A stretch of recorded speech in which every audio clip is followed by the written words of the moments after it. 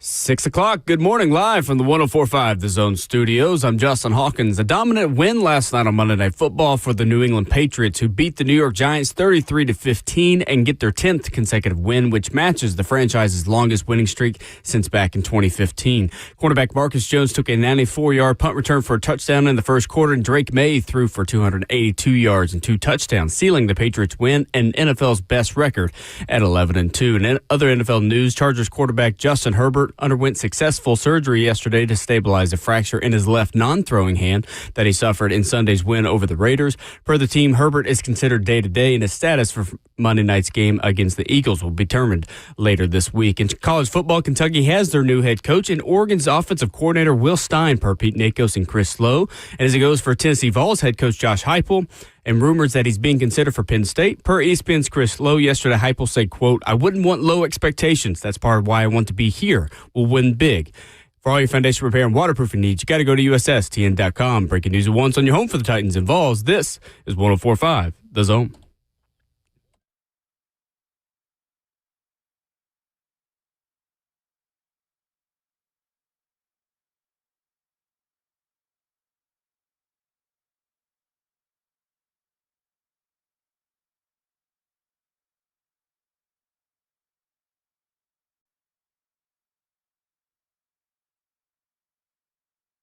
Kicking off your Tuesday morning right here on Ramon and Will, 104.5 The Zone and Zone TV. Facebook Live, YouTube, Twitter, or Twitch, 615-737-1045. How you jump in. The coaching carousel continues to turn. Better not enter the musical chairs game of wanting a football coach now because the music has stopped.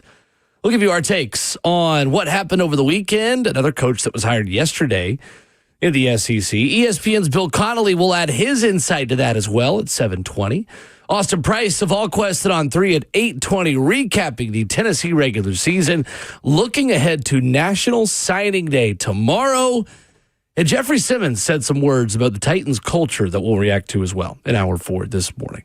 With 11-year NFL veteran, Evolve for Life, Ramon Foster, Justin Hawkins, our producer. I am Will Bowling on this Tuesday, December the 2nd. Good morning, gentlemen. How are we doing? Good morning, Will. It's supposed to be the coldest day of the week, just so you know, too. So bundle up if you are listening to us in the house. It's just an alert I got. I always like to give a weather update.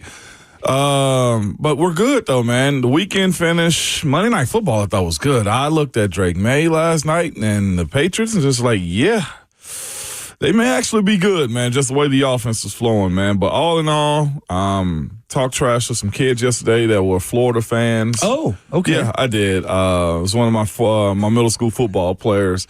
He walked in my house and he was like, shh, because I was in my office working.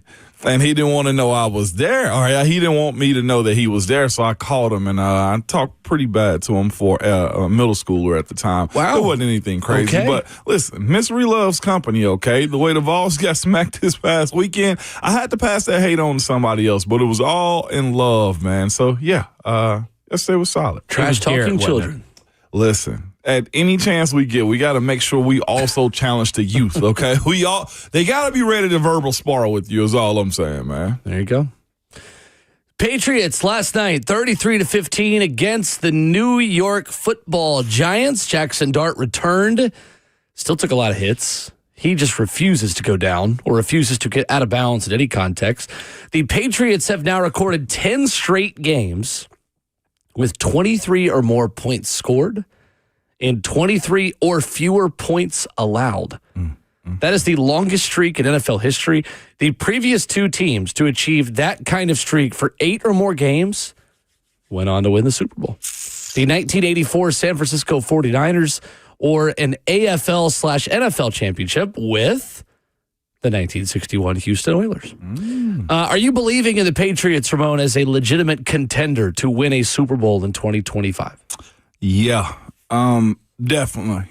Watching them last night, and I know it's the New York Giants, but they've done this before where they've had to come back and win football games.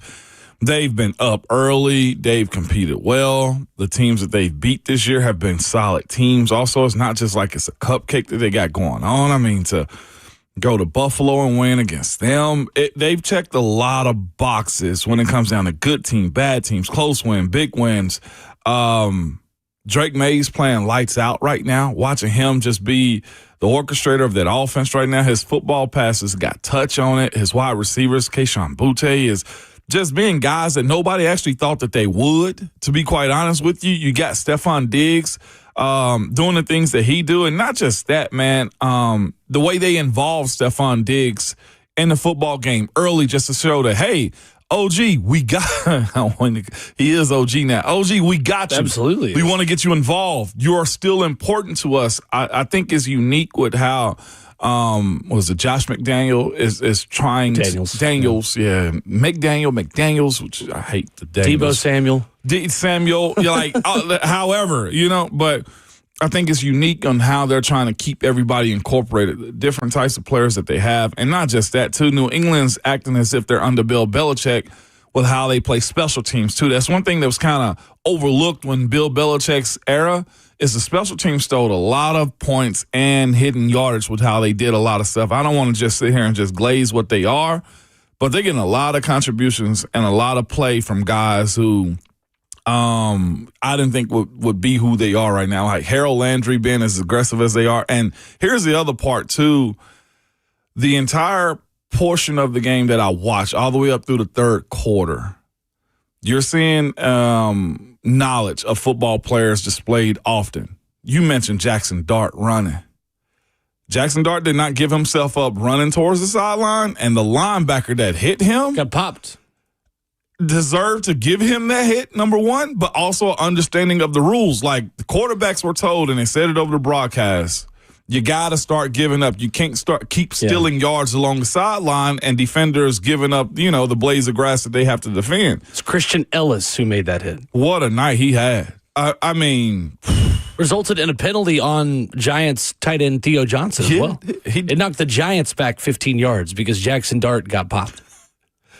It was a clean hit. Yeah, it was.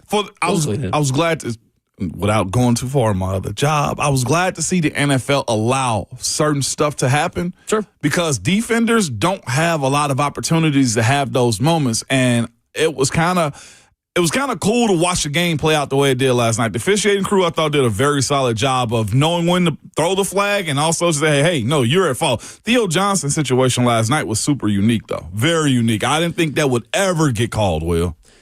I respect that New England can be without two legitimate starters on the offensive line and still function on offense. I'm jealous of the fact that New England could miss two starters on the offensive line and function on offense. They were missing left tackle Will Campbell and left guard Jared Wilson in this game, allowed a pressure rate of just 25%, the second lowest mark of Drake May's career. From a clean pocket, Drake May completed 21 of 25 passes for 235 and 2 touchdowns in this game. He's not wowing you with that many downfield throws, but the ones that he does make are really good. Like the one to Kyle Williams for a 33-yard touchdown to extend their lead. He was 24 of 31 for 282. He only took 3 sacks. He scored 2 touchdowns through the air, 126.0 quarterback rating. He is legitimately playing himself into the MVP discussion at this point. They chanted it in the stadium last night. It was loud over the broadcast. And, yeah, you're right. The pass that you mentioned to Kyle Williams was legit. I thought the Kayshon Boutte one was, too. He hit a couple of guys over the sideline. Matt Collins had a nice catch, too. Like, he did. His touch is good. His zip is there. He knows when to move up in the pocket. I was watching it. My youngest is going to end up being an offensive lineman. And we're talking about Drake May manipulating the pocket. He was pressure around the edge. I was like, look at him. They did the replay. I was like, step up, eyes down the field, deliver, strike. Like, it was beautiful watching a young player operate like that so soon. And not just, he's using his legs. Not just, he's got a cannon of an arm. Not just. It's all of it. He's got, world-class wide receivers. I wouldn't call Stephon Diggs at this point. He's got a reputation. Sure. Kayshon Boutte has potential. Mac Hollins is a role player. Yeah. Hunter Henry. Like, these are... Ramondre Stevenson. What would you say? They're fine. Yeah, he has elevated them. He's elevated. Yeah, I think in a lot of ways he has. And He's not necessarily just a football player. He is a quarterback. He is getting the ball from point A to point B on time, accurately, consistently. He's not just going out there to try to make big plays or be a football player that's playing quarterback. He is a quarterback, first and foremost. And when we talk about that with Cam Ward and his progression and how he's got to take the next step and just being a point A to point B, get the ball out on time type of distributor in this offense, that's what we're talking about. Now, judging to your point, like Will Campbell's not in, and they still adjust. The left tackle, you didn't even hardly know. Was there pressure on him? Yeah, but like a little bit. The integrity of what he was able to understand as far as the pocket was, I thought super unique, man. It's fun watching good football, and I thought that even in a blowout last night, there was good ball. And on the other side, Jackson Dart did some good stuff too. It's just that's a real bad team. They gave up the kickoff return. The penalties that they sustained hurt them. They're not good enough to have those type of issues that they displayed last night in that football game. And you saw a team last night in New England just kind of expose a bad team on Monday Night Football. They deserved that one, man. It was, again, they popped Jackson Dart a good bit last night. He's got to, yes, I heard you say that earlier. He's got to find a way to protect himself. For sure. This is not, sir, Ole Miss. You cannot run and just think guys are just going to give you a pass. They're looking for you at all costs. And the hit that I saw Harold Landry had last night too, like, one, he got lucky, Jackson Dart did. Harold went right over the top of him and his offensive lineman like we always do. We overreact at times. That's fair. Because the action looked worse than it actually was. You got to protect your guy. Yeah, you do have to protect your guy at all times. The two left-sided offensive linemen last night for the New England Patriots, Vidarian Lowe was at left tackle, a sixth-round pick out of Illinois in 2022. Ben Brown, an undrafted player in 2022 out of Ole Miss at left guard. Two guys I was yesterday years old when I learned who they were or watched them play football. You couldn't tell. What I context to just a little bit too. And one, those guys did phenomenal. But I will say the threats that they have of having a balance of being able to run the football and pass the football too helps aid that. Right. But I say that to only say, if you make yourself one-dimensional on how the Titans have kind of been or not really display what's their strong suit, it doesn't allow you that type of growth. We mentioned this before. For sure. The growth that you want is through winning and positivity. Right now, you can't say that you have either one of those things when it comes down to trying to figure out if J.C. Latham's going to be the guy, Cam Ward's going to be the guy, because you hadn't seen much positivity to say, yes, this is it. And Drake May is allowing those guys to do that, plus the threats that they have down the field, too. Like, they are household names, but they're not all-stars, all of his weapons. Live for the 104.5 The Zone Circus Sports Studio, Kentucky's largest sports book can now be found at Circus Sports at Kentucky Downs. Who made the best hire over the weekend in college football? Plus the latest on Josh Heupel coming up next.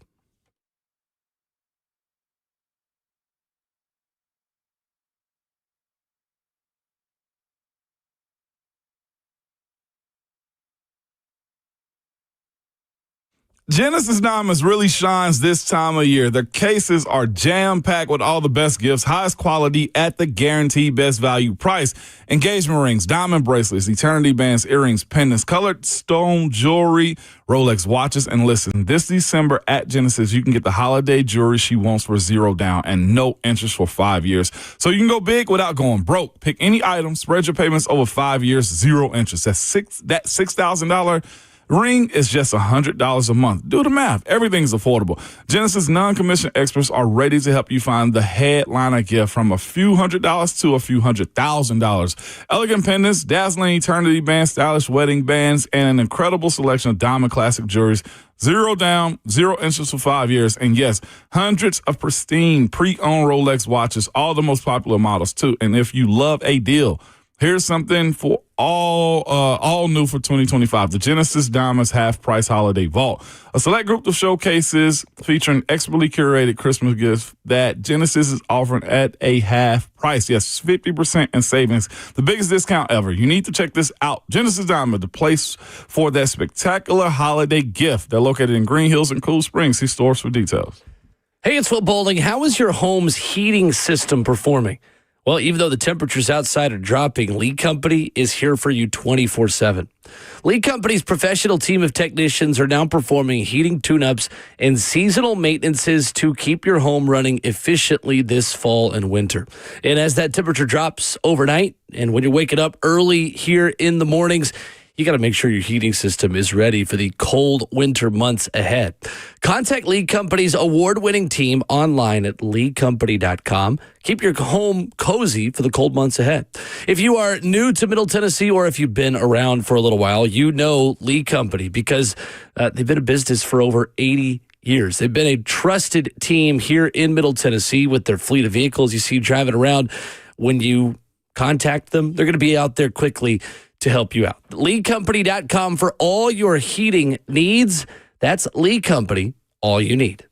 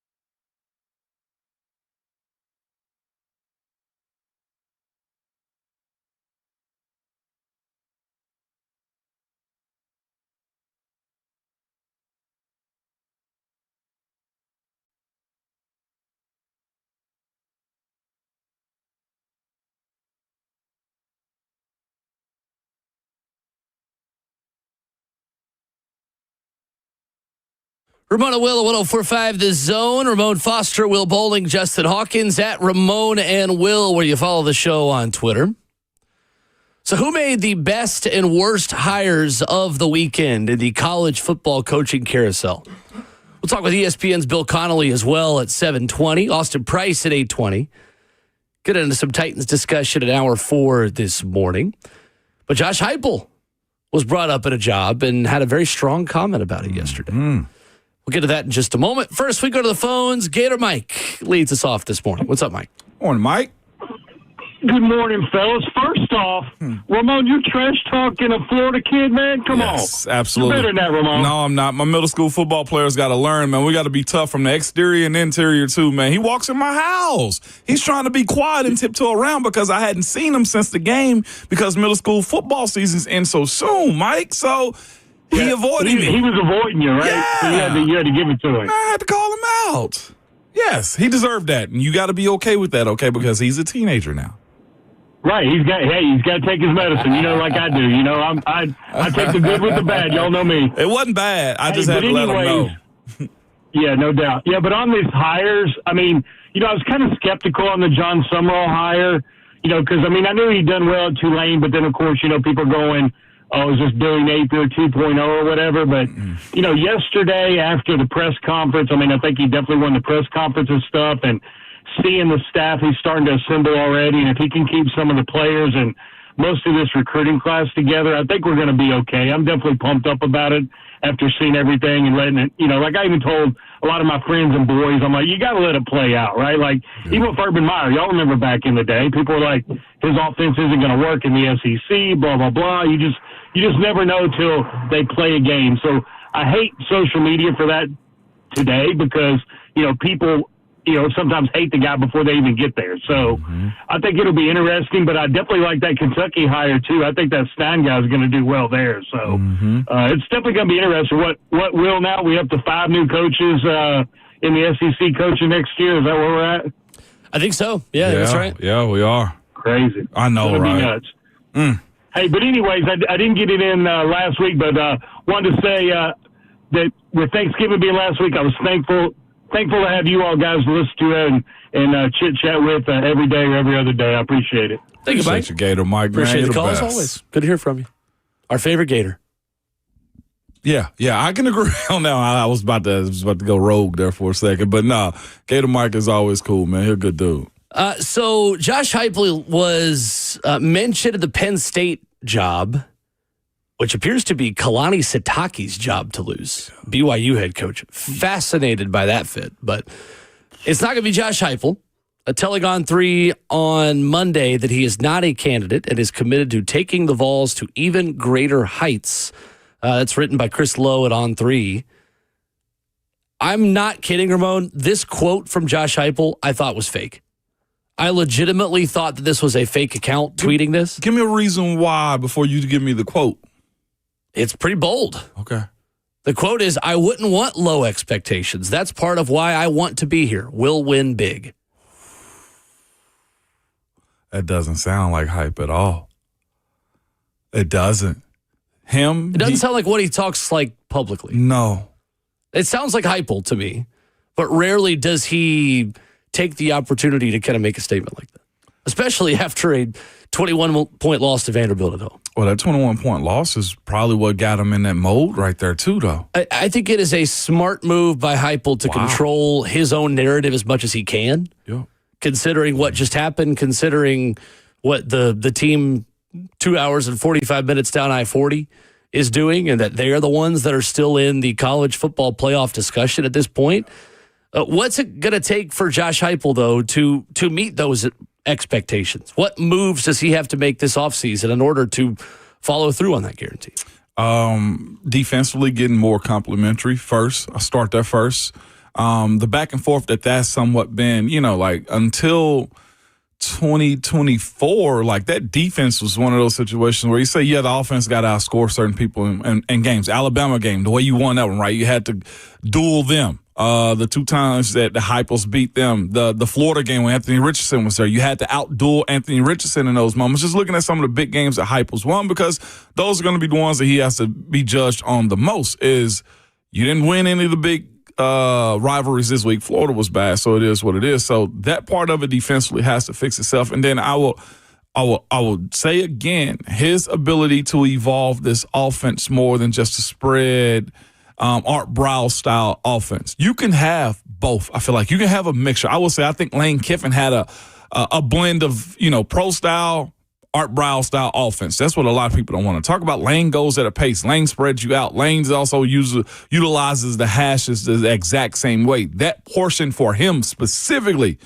and I can get more into the personal stuff of it, but finding the drill sergeant coach, or he incorporate that more. I got a list of stuff, man, that I've written down as far as what players want from coaches from the professional side and the collegiate side, man, that we'll talk about. It kind of correlates with Jeffery Simmons' conversation we'll have in hour 4. But it's a lot of the same things I think Heupel with this new recruiting age and promising of stuff to young recruits will have to set in stone moving forward. You cannot allow another Jeremy Mincy situation. You can't allow another Boo Carter situation. Another Gerald Mincy. Yeah. Another Nico Iamaleava situation. It's got to be transparent and honest across the board, man. And I know that's hard to balance in college with how much you got to appease recruiting and kids can jump in the portal, et cetera. But your standard has to be met each and every day, and each and every player inside the locker room's got to match it. Yeah, this team just wasn't really tough enough this year, was it? No, it wasn't. And weight room coach, too. Yeah. On the field or really just mentality-wise, they just weren't tough enough. I know Jason Swain had a long rant about that. I say the word rant affectionately because it was a rant. Agreed with a lot of what he said yesterday. And I'm going to try to get him on this week to kind of do that here and talk about that here. He also went to high school with John Summerall, so I am curious his take on the new Florida head coach, but I think it's that part of it. I think Tennessee feels like frontrunners sometimes. Mm-hmm. In that they will get up for the big rivalry games in Neyland Stadium, and everything else, you just kind of never know. And aside from kind of the homecoming level opponents like New Mexico States of the world and the UABs and Chattanoogas, like Tennessee handles its business in those games. But again, like, okay, for what? Like who in the grand scheme of things, that's not really something you get credit for. So no, absolutely not. Josh Heupel after the Vandy loss said, "It's my job to evaluate everything inside our program. I told our players we've had some disappointing results, but this second half was extremely disappointing, coaches and players, and not just one." I still just think he's got to either make a change at defensive coordinator or totally change the way that they acquire talent on the defensive side of the football this offseason. You've either got to spend a lot more money and give a lot more zeros to players on defense, or you've got to make a change in who is coaching that defense and developing that defense. I'll go a step further. This has been suggested. I think he kind of refuted it a little bit too. There needs to be a GM. There needs to be a management of recruits. And I think they got a department, but I question those departments that of those people in those departments on how they're evaluating, because I do look at, some of the guys I've heard they lost. And I'm saying, why didn't we go get them? Well, because the recruiting department didn't want them. And that's unacceptable with some of the guys that I know were passed over or just didn't, commit to UT because the recruiting department didn't like them. Like, you got to go find somebody. We'll speak about John Summerall in a minute, but like, he brought up a really good point when he said, I don't hire my friends. He's like, I've lost relationships because I want people that want to be honest with me and about what my program is and et cetera, et cetera. It's important. It's super important. If you have a friend that's buttering you up the entire time, he's probably talking behind your back or wanting you to crash and burn. Like, the honesty that you have to have in that profession, because it's so brutal, is paramount, man. You have to. And that's something that I would love to have happen at the University of Tennessee, as somebody with experience on how to evaluate talent. I'm looking at Jim Nagy with Oklahoma. People thought that was a foolish hire. What? This guy's a Senior Bowl president? No, that guy's an evaluator of talent. Yeah, I always thought it was a great hire. I did too, but some looked at him like, that's the Senior Bowl guy. No, like, Jim Nagy serves a purpose. You're going after certain guys now at Oklahoma. He's the Oklahoma general manager now. Mm-hmm. He's going after guys because of talent, not because of, hey, this is what the coach likes. Like, no, This is a talented guy you need inside of your program. Well, and I think, too, it's someone who knows college football. Yes. Is a college football evaluator. I also don't think you can just go get someone from the NFL who's in a front office to come in and put together your roster. I think it's a totally different process. It is. You got to know the region. Yeah, you have to know who to talk to and who to trust in the coaching community. Yep. Knowing high school coaches in certain regions and understanding if you sit down in a high school coach's office and you have a conversation about should you want X or Y kid, are they going to look you in the eye and be honest with you? Mm-hmm. Do you know them well enough to build a relationship there and build a bridge? Do you have recruiting relationships? Like, can you evaluate a player that might be 180 pounds that you want to play at 240 pounds? And that's a lot different from what we get from college to the NFL. And NFL personnel evaluators who are watching more finished products, who don't need to transform their bodies. Sometimes you do, but that's more the exception than it is the norm. Like, you might get a kid from Ponchatoula, Louisiana, who's having Cheerios for lunch every day, and who isn't on a good school meal program, who's never filled into his body. You've got to project if that kid has the mentality in the weight room to be able to put on 20 to 30 pounds of muscle. You got to know what their frame is going to look like when they do so. Like, there are a lot more factors than just throw in an NFL personnel person because they know football. Like, knowing high school and college football is different from the knowledge of college to pro football. Yes. You can't just do one just because you can do the other. And I agree with you. I think Tennessee could benefit from someone. And this is not even really a Tennessee conversation. It's honestly more of what Florida just did with Dave Caldwell coming in to be their new general manager, the guy that built the Jags roster that went to the AFC Championship game in 2017. Maybe he's the right guy. Maybe he can answer all those questions that I just asked. But if you are an athletic director, if you are a head football coach, if you are a board, whoever's hiring these people, because that's different school to school as well, you've got to have someone who is unemotional, who's not friends with the coach, who's going to be able to look players and players' agents in the eye and have difficult conversations while also understanding from high school coaches on the front end, do we want this kid? Look for football players is what you're entitled to, because here's the thing. At some point, your scheme runs out. And that's any coach. You can run wing team. Wing T eventually gets caught, right? You can blitz as much as you want to. That eventually gets caught.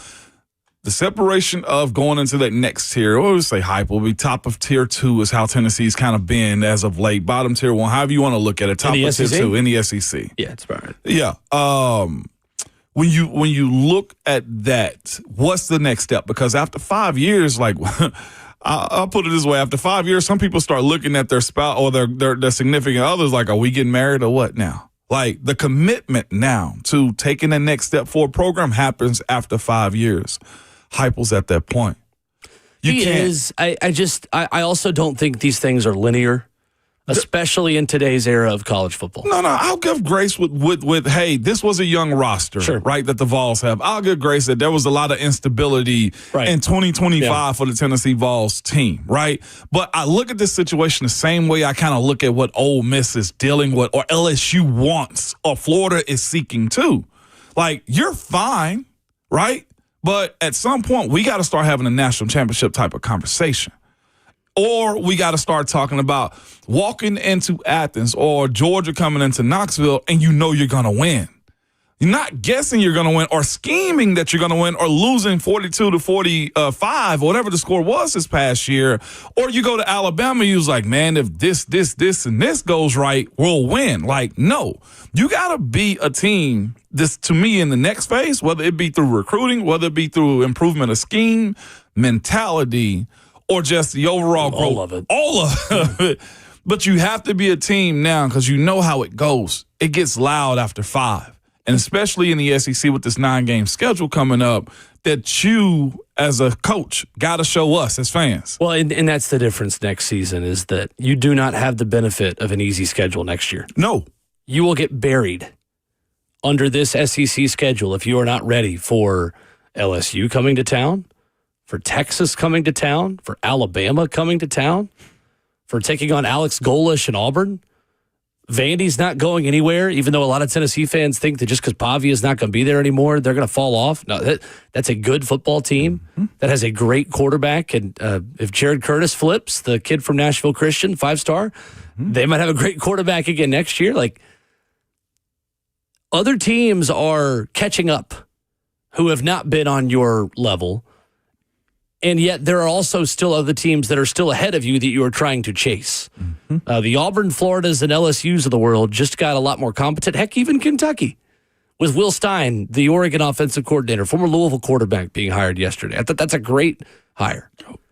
Who do you think made the best hire of the weekend? Florida.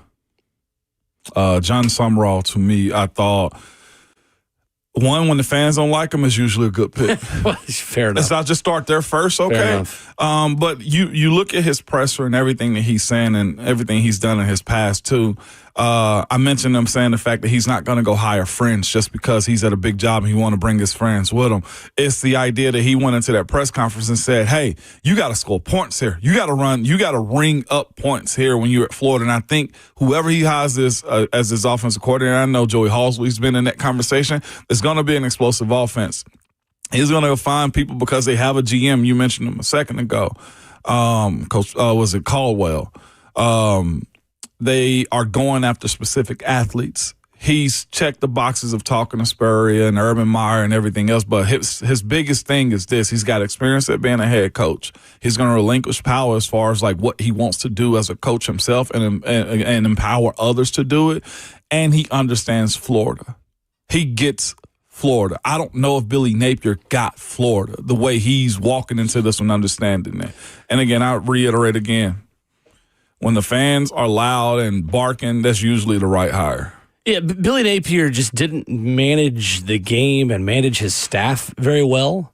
Took him too long to get legitimate recruiting classes in there. He was so stubborn with his method of acquiring talent and not just taking guys just to take them and fill out a roster, but always having to have the right player.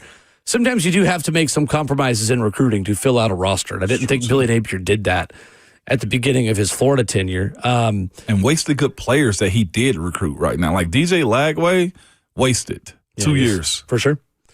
John Summerall took a 5-6 or 5-7 Troy team in 2021 and took him to the conference title game in the Sun Belt in 2022. He was there for 2 years, won 23 games, only lost 4 games in 2 seasons, got plucked by Tulane, and again, made the conference title game both seasons.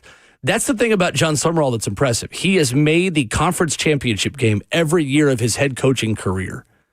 It's pretty impressive in what he has been able to do at 2 different stops in the South. SEC assistant at multiple places, at Ole Miss, at Kentucky. Defensive-minded, leader of men type guy. If he makes the right offensive coordinator hire, I agree. I think you're right. I think it's a really good move for them. I think Alex Golesh is just such a good fit for Auburn. I wanted to pick him too, yeah. And I think, the record doesn't stand out quite as much at USF. That's a little bit of a tougher place to win, in my opinion, than Tulane. Tulane, you were taking over for Willie Fritz in a really pretty good situation there when he left for Houston. Golesh, 23-15 over 3 seasons at USF, just led them to a 9-3 record, their best season since 2017. If the dynamic and the alignment outside of the head coach's office is really as good as people say it is around Auburn, Alex Golesh will win big there. The NIL, the alignment from university to John Cohen, the athletic director, the personnel people, the money being in the right places. I know Cole Kublik from our sister station in Birmingham and ESPN has talked about how there is a level of alignment at Auburn right now that's not been the case for a while. Yeah. All right, we'll see. That is a place notorious for not being aligned.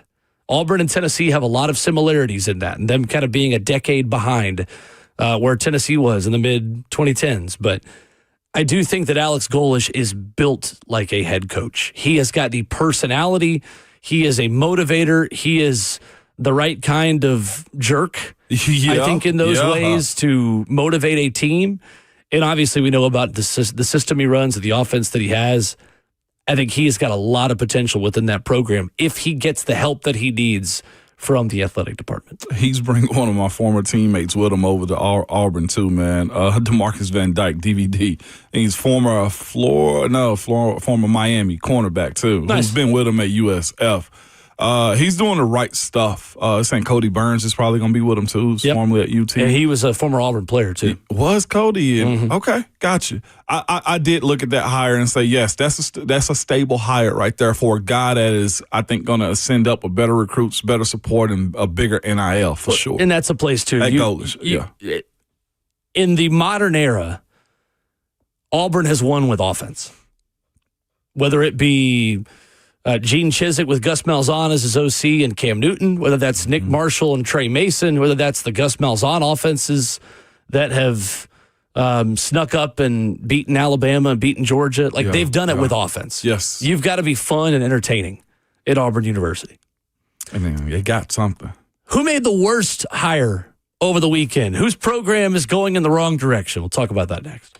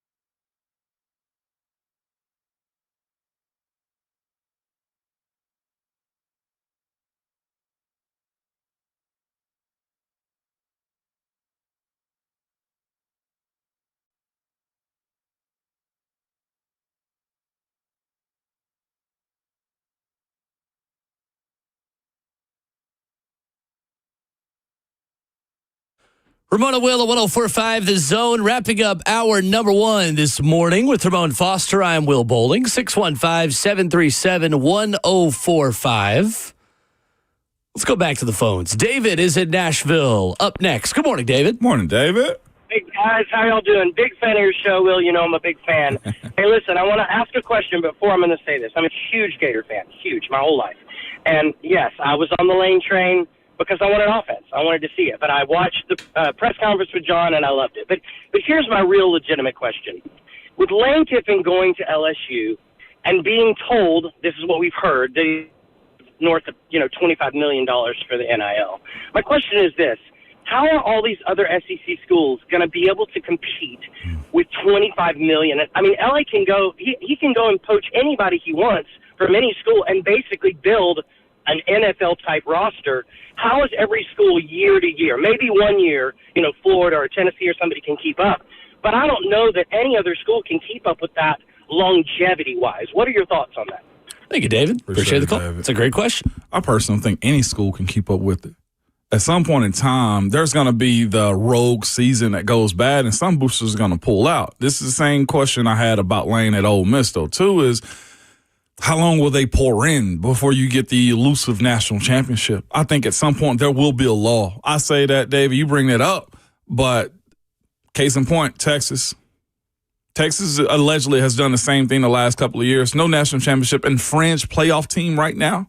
So with one of the best quarterbacks to have, come out of high school in a while, Arch Manning, I do think is not as transparent as easy as having a $25 million roster. Well, and I think, too, there's two elements to this. And I think, one, you look down the road at Vandy and what they've done. Yeah. Can you always be old? I think that's the next thing that teams are going to try to copycat and try to follow Vandy's lead on. Can you invest in the right kind of experience and always be older than your opponent? Tennessee this year had 49% of their roster as freshmen or redshirt freshmen. That showed up when things got tough on Saturday at Neyland Stadium. So I think that's the first part of it. And two, I think that LSU is going to have to find the balance that Texas Tech did in using that money to not build a roster based on transactional relationships. How do you maintain the same level of toughness, of grit, of that mentality for a lot of guys that, let's be honest, might just be there to cash a paycheck? Seriously. No one's gotten that 100% right yet. I think we're going to see closely in the playoff how Texas Tech has been able to find that balance, because that's kind of famously the team that spent maybe the most and has used NIL the most. But Kirby Smart has spoken about it, that they're not going to go bring guys in just for a check if they're not going to bring a certain level of toughness and a certain level of physicality in the way that they want to play football, because that doesn't do anything for you. No matter what Boo Carter was making at Tennessee, did Boo Carter really follow through on his end of the bargain with what he was getting in name, image, and likeness? Absolutely not. Nico Iamaleava didn't, because he just kept his hands out asking for more versus taking what he was already given, turning around, and then being still motivated like he wasn't making that money. So it depends on the coach, depends on the general manager, it depends on the assistants that you have in place to motivate those players, because it would be really easy for me, if I'm making $2 million to play edge rusher, to not be as motivated in practice every day because I'm getting paid. I don't have to go try to earn that paycheck in the NFL. I've already got a paycheck. How do you do both? That's the big question that the LSUs of the world are going to have to answer. I have one. Now I can't wait to ask Bill Connelly when we have him on. But for this $25 million rosters and the people that may be given, I heard yesterday there was a donor that was asked, would you pledge $1 million over the next 3 years for a particular player? I want to know, the same way as you will probably invest and I invest, and hey, even in your life insurance policies that you buy, if you get a whole life one, there's money that's built up that you can borrow back on your life insurance. Is your investment only winning? right? Or is there money that comes back? Like, man, screw the tickets. Right. Screw the access. Or is your company actually benefiting from this? Yeah, Are you point. spending money to make money, or are you just spending money so your football team's a little better? I know tax write-offs are a real thing. There's a lot of money in every university. That's the question I want to ask Bill Connelly when he comes on with us next hour is there a return? Because you're right, the pledge of $25 million, Will? I mean, the UT has a 1942 club or whatever it is where you can just put money into as a fan. Like every school has a collective that you can just put money into. Some people, it might be just how they treat tithing. Or how I much got it this week. How much winning do you have to make that investment worth it? Like, was Carson Beck worth it at Miami this year? Yeah, I see a comment. Vandy has billions with a B. Yes, I know that. A lot of teams do. But where does the return come back for those billions at some point? There are people that donate to political parties, but there's also a return. Yeah, you got to see a certain amount of winning, and then you got to also make some money. Or policies be passed, or, you know what I'm saying? Like, what is Tennessee doing? What is Arkansas doing? What is Vanderbilt doing for the $1 million a year donor? How long does the faucet stay on? Yeah, that's my thing. Who made the worst hire of the weekend, quickly? Who made the worst hire? I think off top, in the long term, it'll be LSU. Really? Yeah. Wow. Why do you think that? Lane Hard is in Alabama.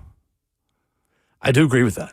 I also think that's why it took him so long to take the LSU job Saturday night. Yes. Because Jimmy Sexton was waiting to see if Kalen DeBoer lost to Auburn. Yep. And if they ran him out of town, because it's the worst kept secret in college football that Lane Kiffin wants to be a coach at Alabama. He going to break their heart. Todd McShay came out and said it on the Bill Simmons podcast that Lane ultimately wants to go to Alabama. That was 100%. his dream job. 100%. Is waiting on that one. Now, I'm not sure how soon Lane is going to win. Can he? The question I have for the long term, is Lane there to have a statue built after him the same way Nick Saban did at Alabama? Or does he get the one? He will not be. And if he gets the one, he's gone. Yeah.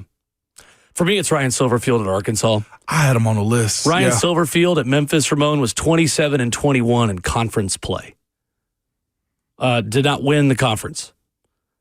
You, in order to earn that SEC job, you've got to be at the top of the group of peers that are around you. Mm-hmm.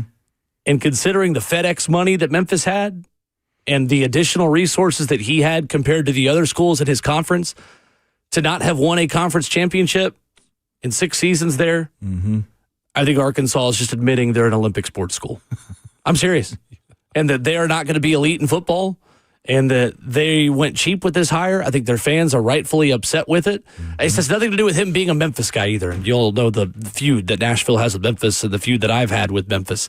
But has nothing to do with it. You're 27-21 in conference play. I think they could have taken a bigger risk and gone with someone younger, like a Colin Klein, even like a Ben Arbuckle. I know it's a big risk. That's easier to sell to your fan base, to me, than someone who's just a middle-of-the-road G5 coach, in my opinion. Memphis is good. How many resources does Memphis have based on the teams they're playing week in and week out that you haven't really seen them benefit from? Who's going to win the AFC South? We'll talk about that coming up next.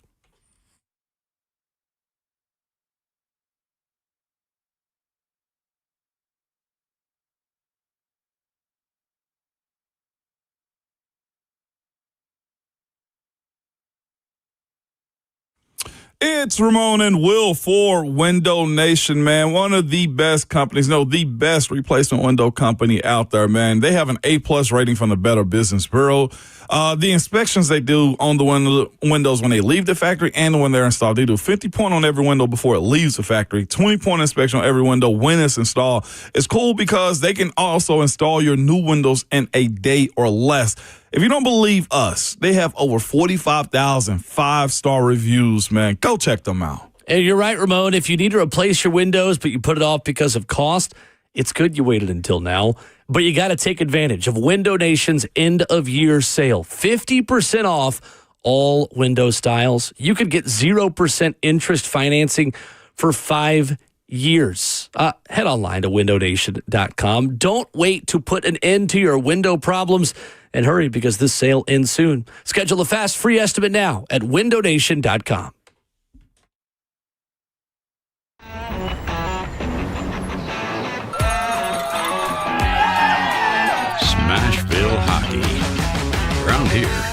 can sound like a language of its own.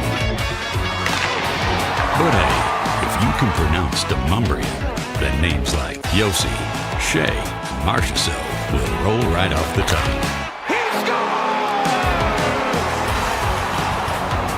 Nashville Predators, only in Smashville. One of the largest sports books east of the Mississippi, Circa Sports Kentucky, is now open. Catch all your favorite games on an 80-foot screen with stadium-style seating and live VSiN broadcast daily. Circa Sports, now open at the Mint Gaming Hall, Kentucky Downs.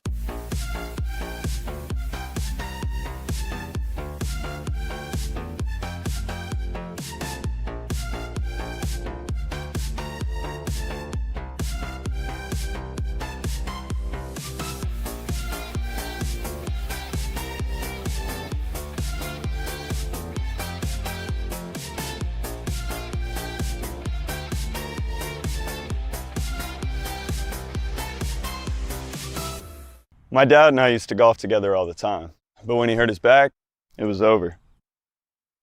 To have your son want to spend time with you is amazing. That's why my chronic back pain has been so heartbreaking. Surgery, fused bones, long recovery. No way, not for me. A friend recommended stem cells, so I gave Kellum Stem Cell Institute a call. I'm glad you're out on the course. Yeah, it's really good. Call the Kellum Stem Cell Institute today. Swing still looks just okay though. Selling your home can be stressful, but it doesn't have to be. Get a guaranteed offer from Mark Spain Real Estate. There are no showings, no open houses, no stress. Work with the #1 real estate team in the U.S. and close with confidence. Go to markspain.com today. I'll be home for Christmas. You can count on me. I'll be home for Christmas, if only in my dreams. I love living in Middle Tennessee. We've got great restaurants, entertainment, sports, and one of the nation's top Ford dealers right here in our backyard, Two Rivers Ford. Remember that name. Two Rivers has been a staple in our community since 1983. They're locally owned. They have a non-commissioned sales team, and they sell below MSRP. They've been doing business with integrity for decades. Two Rivers Ford, the South's most trusted Ford dealer.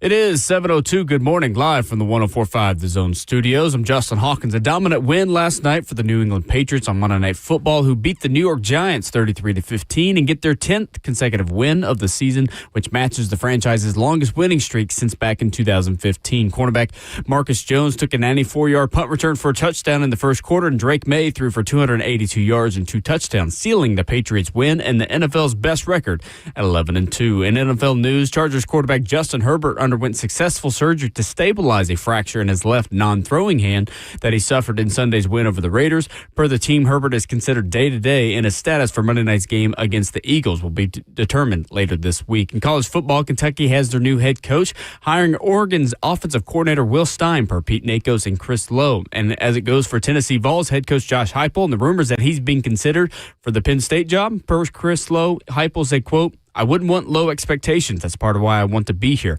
We'll win big." Of course, he's talking about Tennessee. For all your foundation repair and waterproofing needs, you got to go to USSTN.com. Breaking news at once on your home for the Titans and Vols. This is 104.5 The Zone.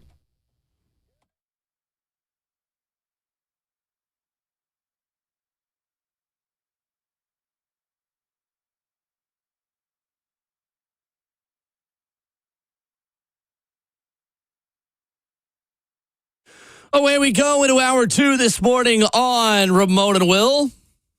Coming up in 15 minutes, Bill Connelly of ESPN talks college football championship weekend and coaching carousel with us. Your phone calls at 615-737-1045. Your comments in the F&M Bank chat, Facebook Live, YouTube, Twitter, or Twitch. Wrapping up the NFL weekend, Ramon Foster, there is a 3-horse race at the top of the AFC South. Colts losing for the second straight week over the weekend at home to the Houston Texans. Of course, the Jags were here and beat the Titans. Houston up to 7-5. I've got the ESPN FPI odds from Bill Barnwell on who's going to win the AFC South, who's got the best chance. For you right now, Ramon, who are you most confident in the AFC South today? Houston. I think I'm with you. Yeah. They've got the worst odds and percentage to do it, but I think I'm with you. Houston. Sauce Gardner, not sure how long he's going to be hurt. Apparently, Daniel Jones has a foot fracture or something. He has a fractured fibula that he is playing through. And he looked like he can't even drop back right now, man. I like their defense and what they have offensively and everything else, too. The 2 losses that they've had back-to-back aren't blowouts. It's not like you can say, oh, yeah, like the Chiefs got them at home in a holiday game type of situation, a week before the holiday game. So there's context to how they lost and who they lost to. The Chiefs really had to fight for that one. I will give them that amount of grace. Also looking at the Jaguars.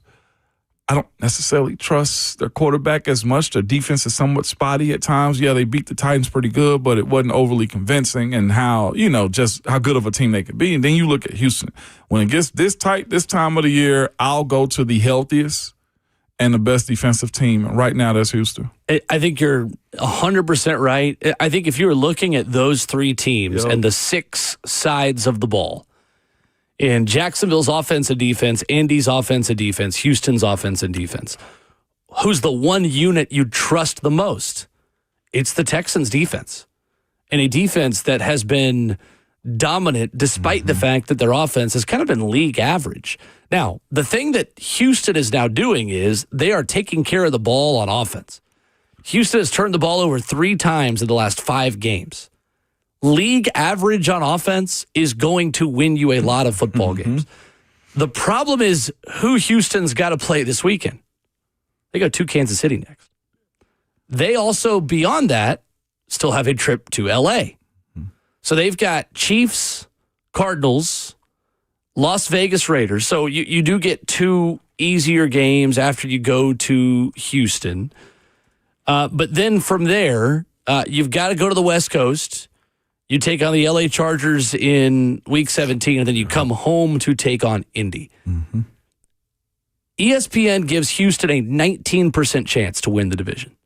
Their offensive success rate, though, over the last month has jumped to 47% per Bill Barnwell. That is behind only the Rams and Cardinals. They're also finding success with 6 offensive linemen on the field. Yeah. That's kind of been their new wrinkle. Oh, listen, they need it. And they absolutely need it. Across 55 snaps, the Texans have run a success rate of nearly 55% with 6 linemen on the field. That only trails the Lions among the teams who use that regularly. The Texans defense leads the league in points allowed per drive, EPA per play. They're forcing 3 and outs 31% of the time. I'm with you. I think that defense, and I think the way C.J. Stroud played over the weekend, gives you a little bit of optimism that the Texans are rounding into form at the right time. Their offensive line is very problematic to me, though. The fact that they're using 6 is something that you want to see how sustainable that's going to be, because that takes a skilled player off the field in those moments right there. But you do have to be encouraged by how they won this past weekend too. And again, I'm looking at Jacksonville's next 5 weeks too. Colts, it depends on what Daniel Jones' leg is going to be also in that situation. Yeah, can he move? Yes. Right. How soon they're going to get back Eric Armstead also defensively for themselves. But they got Jets who've been fighting. This is Jaguars. They got Jets who've been fighting. They go to Denver. I think that's a loss for the Jags.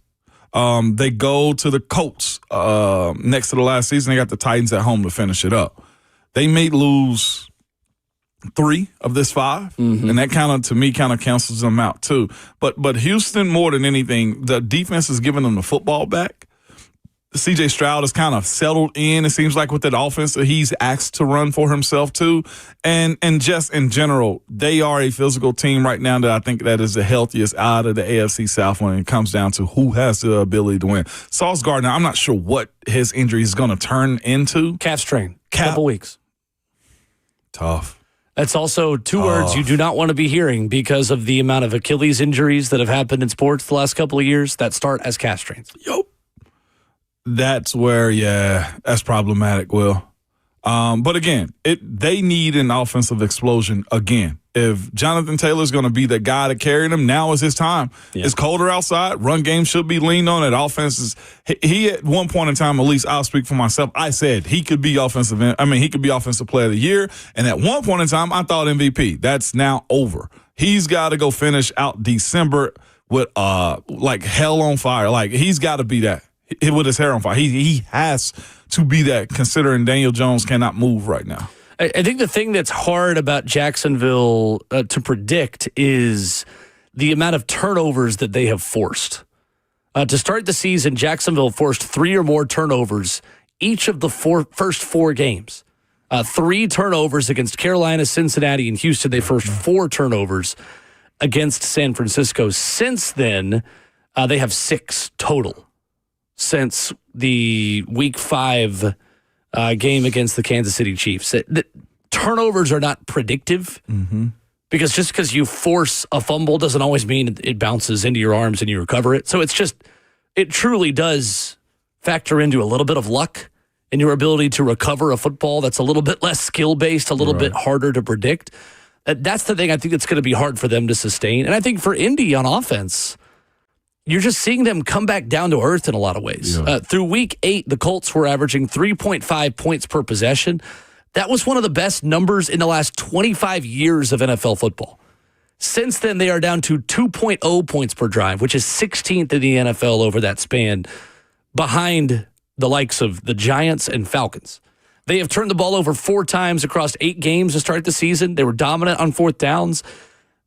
They were never going to do that for 18 weeks. No. And Daniel Jones's performance against pressure, when he had an above 100 quarterback rating against pressure, well, now all of a sudden that looks a little bit different with the lack of mobility that he has playing with a fractured fibula. So ESPN FPI gives Indy a 41% chance to win the division, Jacksonville 39.7%, and the Houston Texans 19.3%. I'm taking Houston. I think there's value there. If you were looking for a future bet, I would take the Texans to win the division. You want to know what's fascinating, too, about this season for Houston? So they are, 7-5 on the season. C.J. Stroud versus Davis Mills conversation, I don't think needs to be allowed because it's interesting. Right now, C.J. Stroud has a losing record as a quarterback this season. He's 4-5. That 7-5 comes from Davis Mills when he went 3-0 while C.J. was out. 5 one-score losses for C.J. Stroud this season as the quarterback. But looking at the opponents also, that Davis Mills ended up beating the Titans, Jags, Titans, and Bills. I wonder, do they win that? Now, it's just a question of what is C.J. Stroud going to provide throughout the rest of the season. Well, and I think, too, it's another example that league average offense and just game management quarterback play, considering who you have on defense, is enough for Houston. I think there are a lot of quarterbacks who could succeed as the starting QB of the Houston Texans because of how good that defense is. It is nasty. It is legitimately impressive how good they've been defensively this year. How much did Tennessee underachieve not only Saturday, but this season? How do you handicap the SEC championship, Big Ten championship? Does Texas Tech stack up in the college football playoff? All that and more with ESPN's Bill Connelly, who joins us next.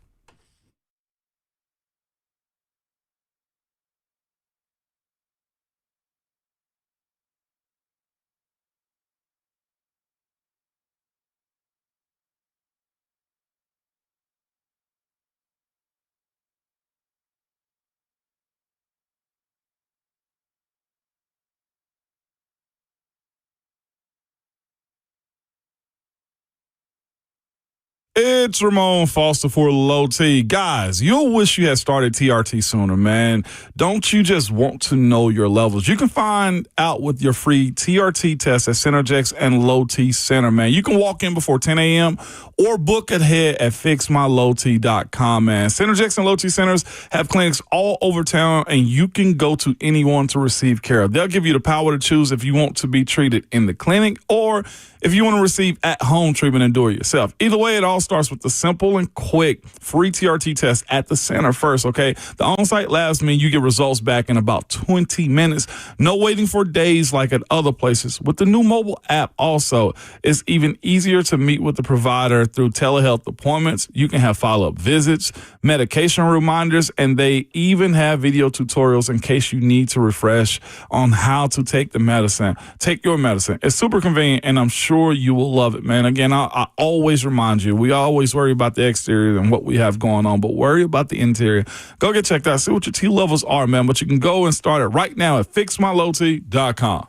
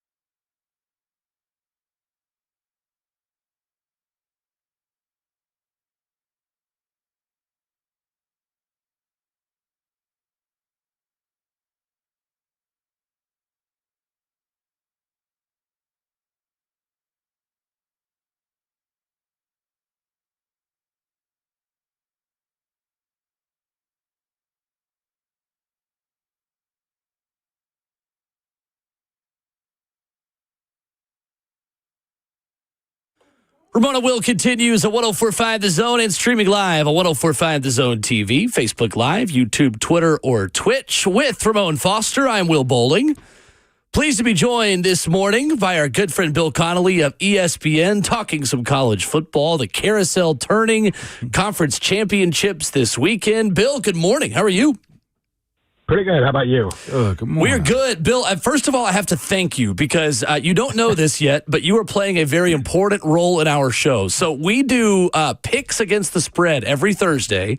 I am chipping away at our producer, Justin, at Ramon. I'm in last, and I have started the past month going to your score projections on Monday mornings, what the S&P Plus says about score projections, taking the biggest difference between what Vegas says and what the metrics you put out say. I'm like 8-1 in 9 picks the last 3 weeks. So thank you for helping me chip away at Ramon. Yeah, it's been doing pretty well this year, I must say. So, glad it's serving the greater good. It absolutely is. Greater good for me, greater bad for Ramon Foster. Exactly. The 1 year I'm actually doing fine, he goes and seek help from you, Bill. That's I'm exactly not okay right. with it, okay? I'm throwing stuff at the wall over here, and now he's plowing back. I don't like it at all. That's exactly right. Well, I overthink all picks at all times, so I usually just leave it on the numbers because it's a whole lot easier. I'm right there with you. Bill, for what Tennessee had on its roster this year, we were talking yesterday, not every 8-4 season is kind of created equally, right? And Tennessee going 8-4, going into the season with maybe a loss to a good Florida team or a Mississippi State or Arkansas that got better would have been understandable. But the way they got there, things feel disappointing here in Big Orange country. How much, according to those numbers, according to just your view and perspective of this team, how much did Tennessee underachieve or kind of meet expectations for what they were this year? Yeah, I mean, they were, at a very simple level, they were projected 12th and they're currently 21st, so that's a little disappointing. But the way it happened was just confusing. I mean, they make the playoff last year with a dynamite defense and an offense that just never really got on track, just ran the ball really well and set up its defense. This year, the offense is back and was way better than any of us could have anticipated, especially with the quarterback change and everything that happened in the spring. And the defense just never showed up. Obviously there was turnover, and so maybe they weren't going to hit 6th or whatever they did last season, but it really was like a return of like 22 Tennessee. And yeah, it was just not quite what I expected. I mean, on paper, they lose to the 4 teams ranked above them and in SP Plus, and they beat all the teams below them. So I guess that all checks out. But yeah, just not quite as good overall. And the defense was far less effective than I expected. I know going into Saturday, I think S&P Plus had Tennessee by 1 point at home, 1 point different than Vanderbilt. What impressed you the most about that Vandy performance on Saturday, and where did they make up the 22 points that maybe the numbers weren't giving them early going into that game? Well, they started making stops. Obviously, that was a big that was a turning point. There were moments there where you're thinking, okay, this is every bit the track meet that we might have anticipated, but things got kind of weird in the middle of the game, and 21-21 at halftime, and then only one offense, I should say, kind of shows up in the second half. So the way Vandy just put that game away, like they looked like a playoff team. This is a really strange year, and that kind of feels like there are more teams that look like playoff teams kind of fit the bill than there are actual playoff spots this year. Obviously now, if Alabama loses or BYU wins, like that little bubble could get even smaller, and it looks like Vandy, there's really no way in for Vandy, but they just looked the part. And with the way Pavia played these last 3-4 weeks, 3-4 weeks ago, I would have absolutely voted for Julian Sayin for Heisman, and now it just feels extremely obvious to me that it should be Pavia, and that's, I don't know if everybody else feels that way. It doesn't seem like it. The odds say Mendoza, but he's just been dynamite. We're joined by ESPN Bill Connelly this morning talking college football. Bill, Will and I had a conversation at the end of last hour, and I said I kind of wanted to ask you this question. You mentioned there's a lot of teams that have national championship aspirations and look good, and where do you take the losses at? Indiana looks good. Texas Tech looks good. Ohio State looks good. The rosters, though. Is there a return for big investors into the NIL side of making these teams good? Like, I give you $1 million. Is my only return just the hope that we win or the hope that we, win a national championship? Or is there a transaction of funds that do come back for the investment? Yeah, I mean, I do think there are a lot more teams investing than big time than are actually capable of winning the title. But I do think what Texas Tech has done specifically. I mean, we know they've been pretty brazen about college football leaving everybody behind outside the Big Ten and SEC. Well, we're just going to spend more money than anybody else, and we're going to make up the difference. And I knew they'd improve this year, but they've been so much better than anticipated, and that's pure return on investment right there. Obviously, they hired a really good defensive coordinator. That made a big difference. But I mean, I'm sure Joey McGuire's learned stuff over his time as a head coach, but the single biggest difference in that team was the just raw talent that they acquired, and it's paid off. They have, to me, it feels still like Ohio State is the team to beat heading into the postseason, but among other things, like Texas Tech has such a kind of a vicious front six, front seven that they're gonna really give Ohio State problems if they get the chance. And we're talking, and I just talked about Texas Tech's front seven. They haven't had a good front seven in 25, 30 years, and suddenly they just kind of bought one, and that's a model. That's not going to, that's not going to mean that investment goes down throughout the country when they see what Texas Tech was able to do. So there is return in Lubbock at least. Is this the model moving forward for everybody? You fire a coach, get a new one, and immediately there's an influx of money that goes to it. Like, is this the only way to operate for college football moving forward?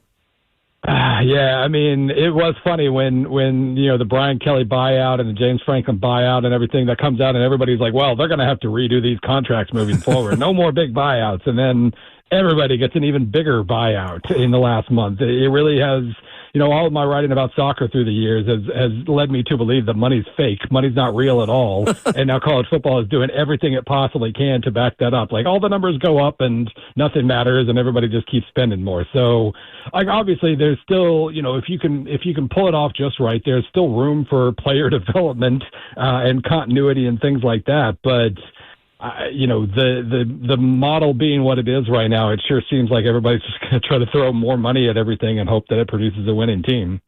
Bill Connelly of ESPN, our guest this morning under Moan and Will. Bill, what is Vandy's case for getting in? How strong of an argument do you think they have on the college football playoff bubble? And how do you compare them between teams like BYU and Utah, Miami, Texas, and even Notre Dame that kind of feels at arm's length away, but to me is maybe the most confusing team in all of this, the way they've been ranked? Yeah, I mean, the way they laid the hammer down on Tennessee in Knoxville was, I think, their absolute best case. The problem, obviously, is that, if the bubble is pretty big, the fact that you lost to Alabama and Texas is just, when comparing resumes the way we know they compare resumes, that becomes kind of an eliminator. It's kind of like South Carolina last year, looking the part super late in the year, but they had losses to two other teams next to them in the rankings, and they were never going to be placed ahead of those teams. So, yeah, I mean, it stinks for them because I do think they look the part. They're 11th in SP+. I mean, you probably have to go back to the 50s, the last time they were that high in my rankings. And they have the hottest quarterback in the country. And I just don't see a way for them, especially since we're heading into championship weekend where, like, BYU could take a bid. Texas, no matter what. So BYU winning that game would make that bar even higher. And I just don't see a way the committee would possibly move them ahead, whether they look the part or not. Who out of that group of teams, Bill, for you has the best case between Miami and Texas and BYU? Between Miami, Texas, and BYU, honestly, I still like wins and losses. I still think BYU having, only lost to the number, whatever Tech's going to be, 4 or 5 team in the country. The fact that they've taken on a lot of, some pretty, a wide variety of tests, we'll say, and they passed, just aced every single one of them. That Utah game was a huge moment. I would take the team that's lost the least and has proven quite a bit with the schedule they have. I hate when we start punishing teams for schedules they don't control. Yes, an SEC team, a Big Ten team is going to have a harder schedule. That's not BYU's fault. They would accept a bid to either conference. And the fact is they've handled their schedule as well as a playoff team should. So I'd lean specifically towards the Cougars. No doubt about it. When you look at what's going on right now, the lack of what's going on at Penn State, why haven't they or why can't they hire a head coach right now? I mean, it's one of the most prestigious universities in all of college football. Yeah, it has been kind of interesting, not only the length of time, but just how quiet it's been. And I know, now they're homing in on Kalani Sitake, which would, if it's just simply about waiting until BYU's regular season ends, then, I mean, that explains some of the quiet. But it has been odd. And we've had plenty of drama elsewhere to occupy that space. So I'm not going to complain that we haven't had another messy hire. But it has just, the quietness of everything has been kind of interesting. And some of the at least the best big mid-major names, I guess, have been kind of vacuumed up recently. So if they don't get Sitake, I have absolutely no idea who's number 2 on the list right now, especially since Bob Chesney from James Madison's probably going out west. So it is. I don't know how much of an upgrade I would consider Sitake over Franklin, but not knowing who else is on the list, it's kind of interesting. With that being said, in this coaching carousel, that's all has happened. There's one name that's in the middle of it all, Jimmy Sexton. Yeah. Is he built that powerful? There's a rumor that he is upset with what Penn State did to James Franklin. Right. How real is this? Will any committee try to push him out, push him back, or is he's Iron Man? Right. I mean, unless somehow the NCAA or, federal legislation changes how agents can impact things, I don't know how you stop this. It is funny. Every single year we talk about how powerful Jimmy Sexton is, and then he grows more powerful, it seems. But yeah, I've heard the same Penn State rumors. I have absolutely no way of verifying that, but it has been. It has been fascinating, especially with the impact he's had in the SEC alone. Like, never mind Franklin and Penn State or whatever. Just his list of clients and the number of guys getting jobs is just incredible. And yeah, it's a runaway freight train at this point. Bill Connelly of ESPN, our guest. Bill, it feels like Lane Kiffin, this cycle, the market dictated that he was worth so much, right? And the contract he's getting, to your point, is insane. But that also is because the market didn't have that many other slam dunk P4 coaches that were willing to move, and the amount of guys that stayed put. What is the truth about Lane Kiffin's real level of talent and real success level? We've talked with our mutual friend Stephen Godfrey about this a lot, that yes, he'll have some big wins. He'll do things that have not been done. He'll also have 1 or 2 duds where you just wonder what in the world it went wrong at practice this week. Where are you at with the level of success he can have at LSU? Yeah, I mean, last year was really strange. I mean, from an SP Plus perspective, Ole Miss was second in the country last season and had like 2 or 3 just two, I guess, absolute duds that not only, knocked them out, but knocked them backwards, but knocked them all the way out of the playoff. And so that was definitely weird. There was some inconsistency there. I mean, I will say there was no inconsistency this year. They, 11-1, their only loss was, they couldn't withstand a late Georgia surge in Athens.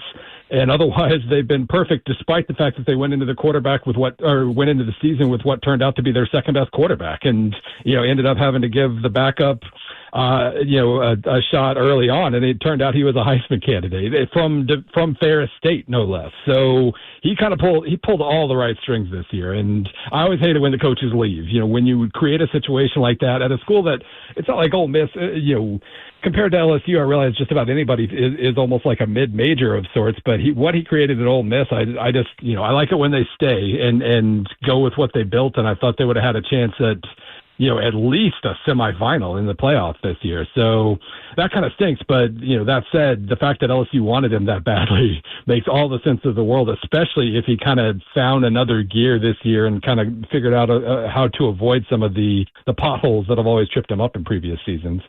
It definitely feels like a commentary on the current era of college football we're in, that we haven't even asked you about the SEC championship yet. And that is a game literally being played on Saturday night in Atlanta. What is it about these Kalen DeBoer teams, Bill, that have so much success against Kirby Smart? Do you see it continuing this Saturday? How do you feel these two teams match up again? It is funny. I mean, Alabama changed coaches and kept beating Georgia. Caleb DeBoer, it's been so funny with Alabama this year. Every time I talk about them, I feel like I'm talking about some like well-coached up-and-coming team. Right. Not a team that has more talent than all, but at most 2 teams in the country. They are just very smart. They win third downs. They know when to go for it on fourth down. They just do all those things that make them really tough to beat in close games. They never dominate like a team with that many 5-stars should, though. And that's, aside from the Tennessee game, they win games by 6 points or 7 points. And that's really, really hard to maintain going into the playoff. It's why they're kind of on the border here. I'm very curious to see what happens if they, maybe if they lose by 1 to Georgia, it doesn't matter. But if they lose by like 14 to Georgia, they really might not be able to afford to fall in the rankings at all, especially if BYU wins. And so that's a really weird situation. And of course, at the same time, they always beat Georgia. So it's a moot point. Georgia itself is kind of interesting too. And like 2 weeks ago, they looked like they had shifted into fifth gear and they were co-favorites with Ohio State. Kind of messed around the last couple of weeks, especially against Georgia Tech. And it'll be interesting to see if they can get that gear back. Bill Connelly of ESPN has been our guest at ESPN_Bill C, where you can win picks against your friends and win money like I have with the S&P Plus projections. Bill, always great to catch up with you. Thanks so much. Thanks, Bill. Absolutely. Take care. All right. There's Bill Connelly with us here this morning previewing Conference Championship Weekend, which is like topic 3. Yeah, on our list of things to discuss in college football right now. Bill's great. I love talking with him. Real good, real informative in this approach to how he answers stuff, too. The Jimmy Sexton thing is fascinating. That and Penn State, to me, I think is one of the biggest storylines that'll probably dominate going into next year, this time of the year, man. Because, again, who's getting fired, who's moving where, the quality of coaches that you're allowed to get at this point, too, is super fascinating. And his, of course, breakdown of Lane. I'm with Bill. I like the coaches that stay. But I get the idea that if you stay, you get stale.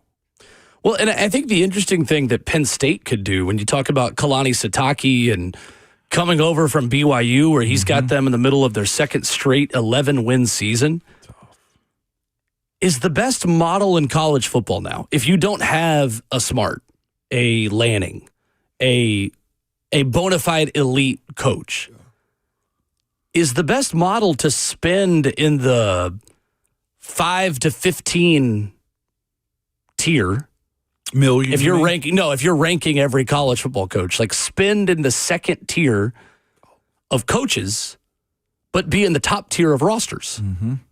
Like what is the disconnect between a $60 million coach with $25 million in NIL versus a $90 million coach with $20 million in NIL or 17.5? Like, or if you do one, are you automatically doing the other? Like programs like Texas Tech are always just going to have more. The oil money around the world, you always have more. That's not just a college football thing. That's a world. we're getting into geopolitics here. But like legitimately, I just wonder if that's the mentality a lot of these athletic directors try to take. Like, let's spend a little bit less for high floor, but let's give a lot more for roster because, well, heck, anybody could win with these players and this money. Well, that's what I heard our good friend Stephen Godfrey bring that up. It was just like, you look at what Ohio State is. Like, Ryan Day walked into a situation where Harsin was there, right? It was Hartline, the wide receiver coach. Brian Hartline, wide receiver coach, yeah. He was there. The weight room coach and staff is there. Like, he started on third base. Yeah, you start That's with true. To your point, the infrastructure. Like, if you have it built in a foundation, that's more sustainable than to what's happening at LSU right now, where you're believing in the coach. Like I said, the question that coaches have to ask themselves is, am I this good? Or is to your point, Will, the support that you're getting as far as the roster goes, as far as the management, as far as the the NIL side of it, is that what you're chasing? Because if that's the case, then every coach should be good.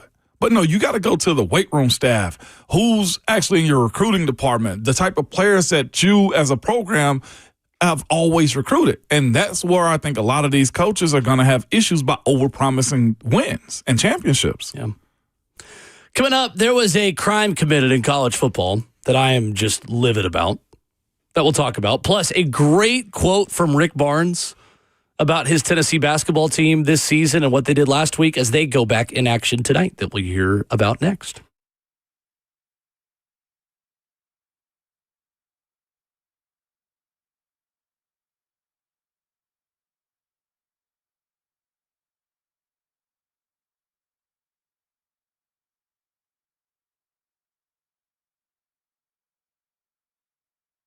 So being around the community and going for walks around the neighborhood, driving around Middle Tennessee, I see the same for sale signs over and over, collecting dust in a housing market that's hot in Middle Tennessee.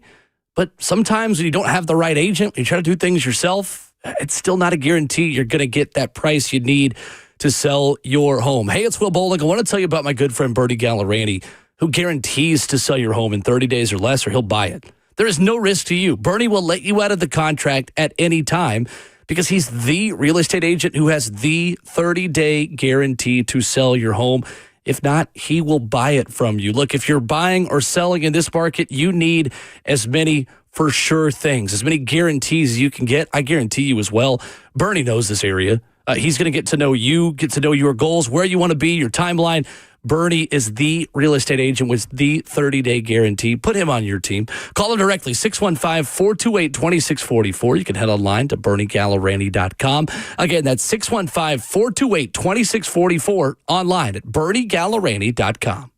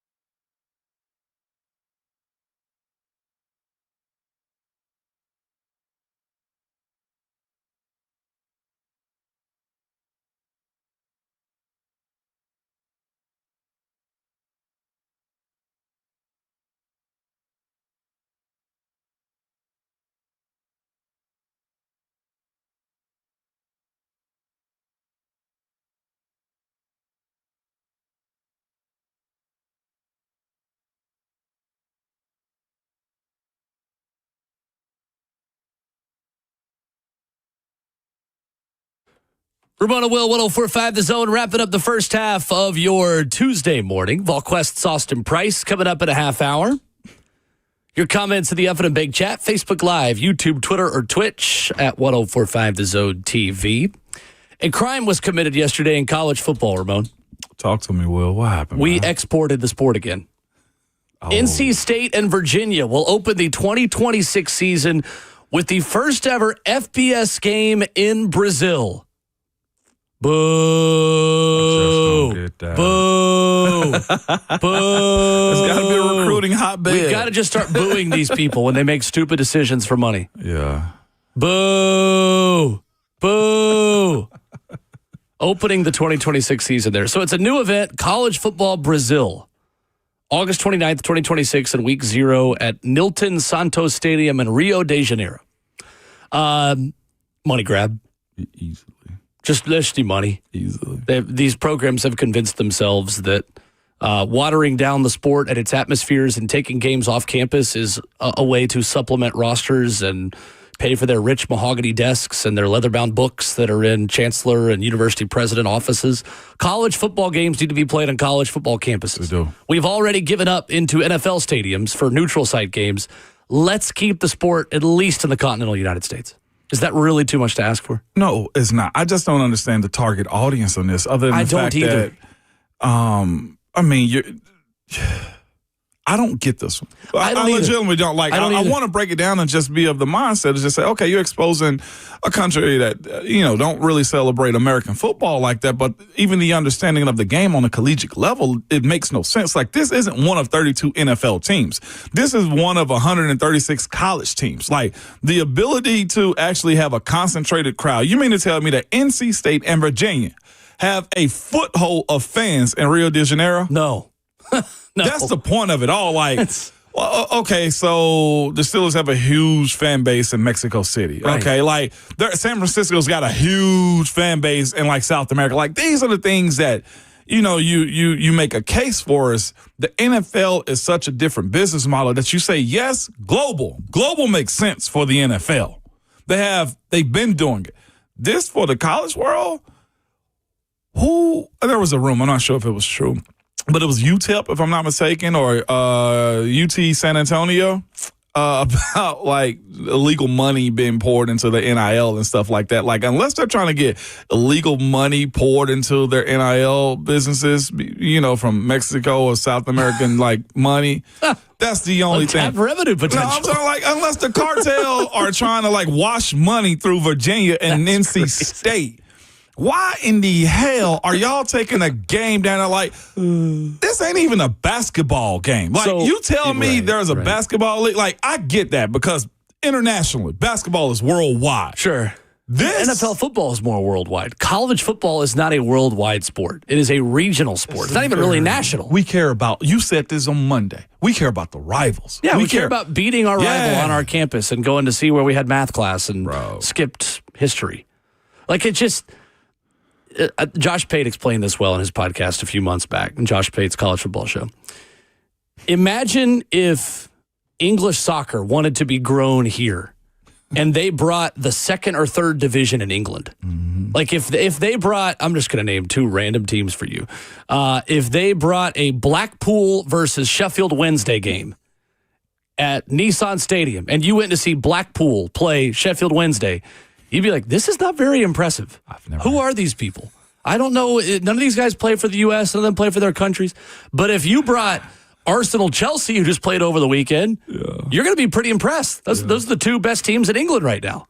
Sorry, Liverpool fans. Suck it.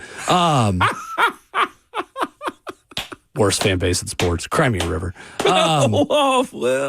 So, like, we are not giving a very good first impression of what American football is by sending our second division, our minor league, because to them, they don't know the difference. It's just the secondary league. What is a Virginia Cavalier? Why should I care about that? Why is their band? Why do they have music? Why is there a band play? They don't understand it, nor should they. It's pointless. Play college football games on college football campuses. College campuses. And come on, you Gunners. I don't even understand who they're reaching. NC State. No. You're not going to create a UVA fan.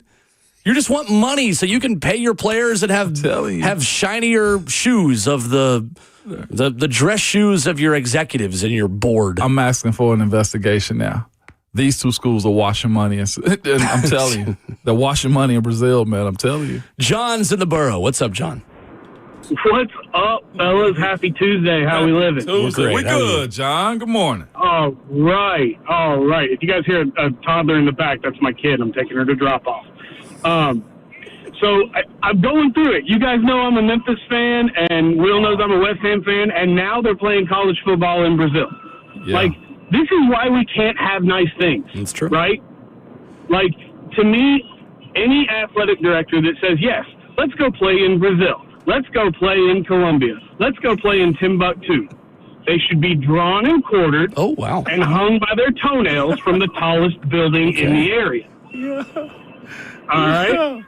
Uh-oh. Anyway, you guys have a great rest of your day. Everybody remember, be kind or everybody's going to think your mama's a garden tool. Tell them. There you go, John. Thank you, John. Appreciate you. Good to hear from John in the borough. Who is also traveling from North Carolina or Virginia to go see them play? Other than the big donors. High-level boosters who are given a ride on the plane. Family. Yeah, family. No, I don't even think family want to go. I'm going to be honest with you. I wouldn't go. You're just going to have a bunch of fans in the state. Well, semi-fans in the. There's nothing exciting about this. Yeah, they're all going to say one thing. I hate this team. Tennessee and Syracuse tonight in the Carrier Dome. The SEC ACC Challenge returning. A lot of good hoops coming up over the next couple of days. I thought Rick Barnes had a great quote about his basketball team yesterday. I'm scrolling to go find it. All right, here it is. Rick Barnes, quote, I told the team, I said, I don't know if last year's team could have beaten Houston, but I know one thing. Last year's team would have won the second game against Kansas because they'd had more of a mindset of what we need to do. Oh, he's also not wrong. Hey, I love when he challenges them like that. See, he's got a football coach mentality. Sure. I'll leave it at he's got a football coach's mentality. Tennessee favored by 6.5 points over the Orangemen in the most orange basketball game ever. Yeah. Ken Palm has Tennessee by 7. Syracuse will be without leading scorer Donnie Freeman against Tennessee, who averages 18 a game. So we'll see. Should be another Vols win tonight. Coming up, a statement was made on the field at Nissan Stadium on Sunday that I thought was wild. Hearing from it after the game, the head coach of the Jags thought it was very normal. We have a guy in here who played 11 years in the NFL. We'll find out how normal it really is coming up next.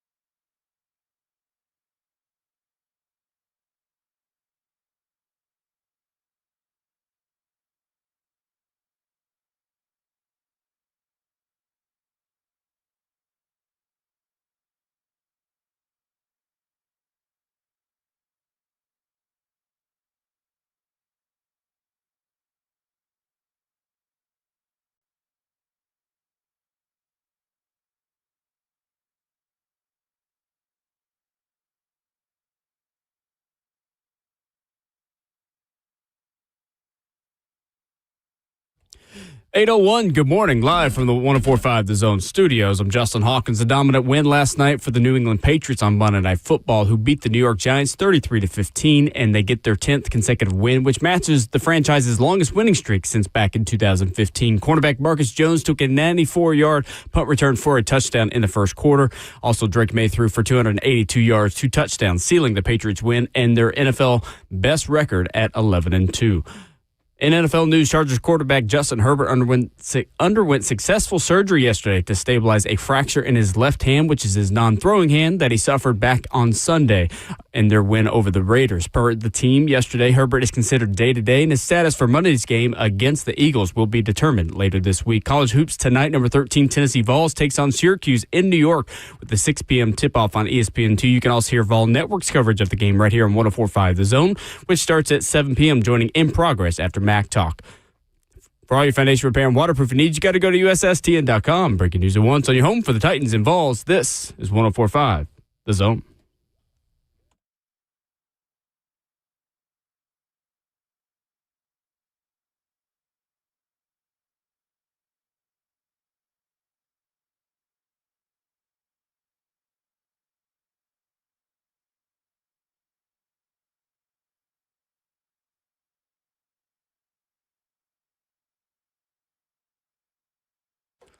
Second half of the show in hour number 3, getting started. Ramon and Will on 104.5 The Zone. On 104.5 The Zone TV, Facebook Live, YouTube, Twitter, or Twitch, the 104.5 The Zone app. Coming up in 15 minutes, VolQuest's Austin Price will stop by. Ramon, I had a fun interaction with a fan in Neyland Stadium over the weekend. You did? Obviously, if it was a fun interaction, it had nothing to do with the game that was being played. The guy stopped me and was like, "Hey, you're the guy from the radio, right?" I was like, "Yeah, I am. Who's asking?" I didn't actually say that, but that's always what I'm thinking of, like, oh, God. I was like, "Oh, I don't live in Nashville. I hear all the VolQuest segments. I follow all of the Brent Hubbs and Austin Price segments." It's That's awesome. I love to hear that. We have a big listener base of people that just find our YouTube videos on the 104.5 The Zone YouTube channel who are just Tennessee fans, not in the area. Yeah. They want the best insiders, and thankfully we have them. And one of them joins us in 15 minutes. Man, shout out to my guy, Eric Hag. Speaking of that, too, I went to Circle Park for a little bit of the tailgating before the game or whatever, and I ran into my guy, Eric, used to work at UT also. He lives in Knoxville now. He was saying the exact same things, like, "Man, I listen to you guys on the podcast." I was like, "Oh, man, I thought you were in Hendersonville." He was like, "No, I'm in Knoxville." So he's listening to us over there, too. So, appreciate all y'all riding with us this college season so far, too. But shout out to the ones at podcast, listen daily. The chat is still on fire, man. I see you guys in there also. So the support has been dope. So over the weekend, Julius Chestnut, Titans running back and special teamer, got into it with Jaguars punter Logan Cook. I can't help but laugh. It is very funny the way Julius delivers this statement that you are about to hear about what Logan Cook told him. This is... it's a little aggressive. If you got kids in the car, it kind of a strong statement here. So just bear with us, kids. We don't talk like this to our friends or to even to our non-friends. Well, that's why we're friends. This was Titans running back Julius Chestnut on what Jags punter Logan Cook told him on the field.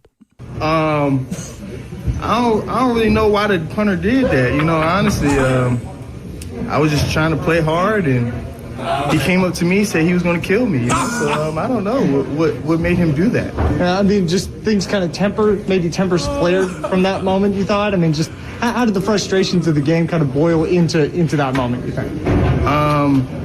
I don't think it was any frustration.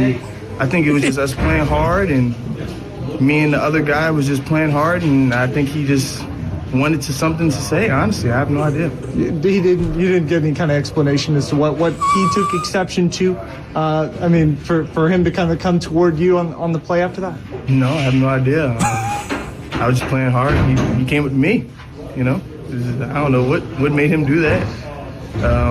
Might have been a couple plays before, and I made a block on him. Maybe I don't know what made him want to do that. But yeah, that was surprising to me. I ain't never seen nothing like that before. You know what this reminds me Julius of? Chestnut. I shouldn't be laughing as hard as I am. Just the way he delivered that statement, like said he was going to kill me. Like that reminds me of the Step Brothers. Remember they were fighting in the front yard? He looked me dead in my eyes and said, "I'm going to kill you." Yes. Yeah. So Liam Cohen, the Jags head coach, was asked about this and said, this part I also laugh at. Liam Cohen, of all people. I've probably heard that said, 100 times from players in games, so whatever. Have you heard that 100 times, Ramon? And listen, I heard a lot of stuff on the football field. Yeah. Some of it. A ton. You don't have to say on air. A ton of it, man. Like, that's just the game to me. The way Julius took it, I think, is the appropriate way, too. Right. The way, of all people, though, the punter, saying it to him is just more comical than anything, man. And at this point, too, is also he said, she said. So I'm not sure if the league had tried to do anything behind it, but I just thought it was hilarious, to be quite honest with you. Like, I'm going to kill you. He don't even tackle nobody, man. The punter. What does he mean? Which, by the way, on the return that Chimere DK had, the 47-yard return, he got leg whipped, too, by Logan Cook, who might have a fine coming. I won't ask you to comment on that also from, again, as you say, your other job. I'll just say it on my – this is just me making this statement. Logan Cook needs to be fined for that because, A, it should have been a 15-yard tripping penalty. That would be a yellow card challenge in soccer. That's 2 segments in a row with soccer shout-outs, by the way. How about that? But what are you? Anyway, Logan Cook saying after the game, I don't even know what I did to earn the penalty. I was just trying to take up for my boy Dewey. Andrew Wingard, who also escaped a couple personal fouls he should have had. I'm not an Andrew Wingard fan. It is what it is. We live with each other. We ride with each other. He said about Wingard. That's all it is. So play football long enough. Football stuff happens. It does. It's football stuff. Julius' response to it is even better, though, man. It's so funny. His facial expression, I saw the video of it, too. He's looking around like, y'all ain't going to believe this. This man said he was going to kill me. Julius is a great dude. I've gotten to know him a little bit this season, and he is a great guy to know in the locker room. He is a really good guy. Of all people to get into an altercation like that, Julius Chestnut would have been last on my list. There's another player that is out here doing the exact same thing in San Francisco, Jawan Jennings. Apparently, he had somebody on the card. He apparently said something foul to a player who was on the injury card. And San Francisco's media is they're making fun of it right now. Per sources, Jawan Jennings told Cleveland Brown defensive lineman Shelby Harris that he would take his mother out for a nice seafood dinner and never call her again. From Anchorman. That's creative trash talk.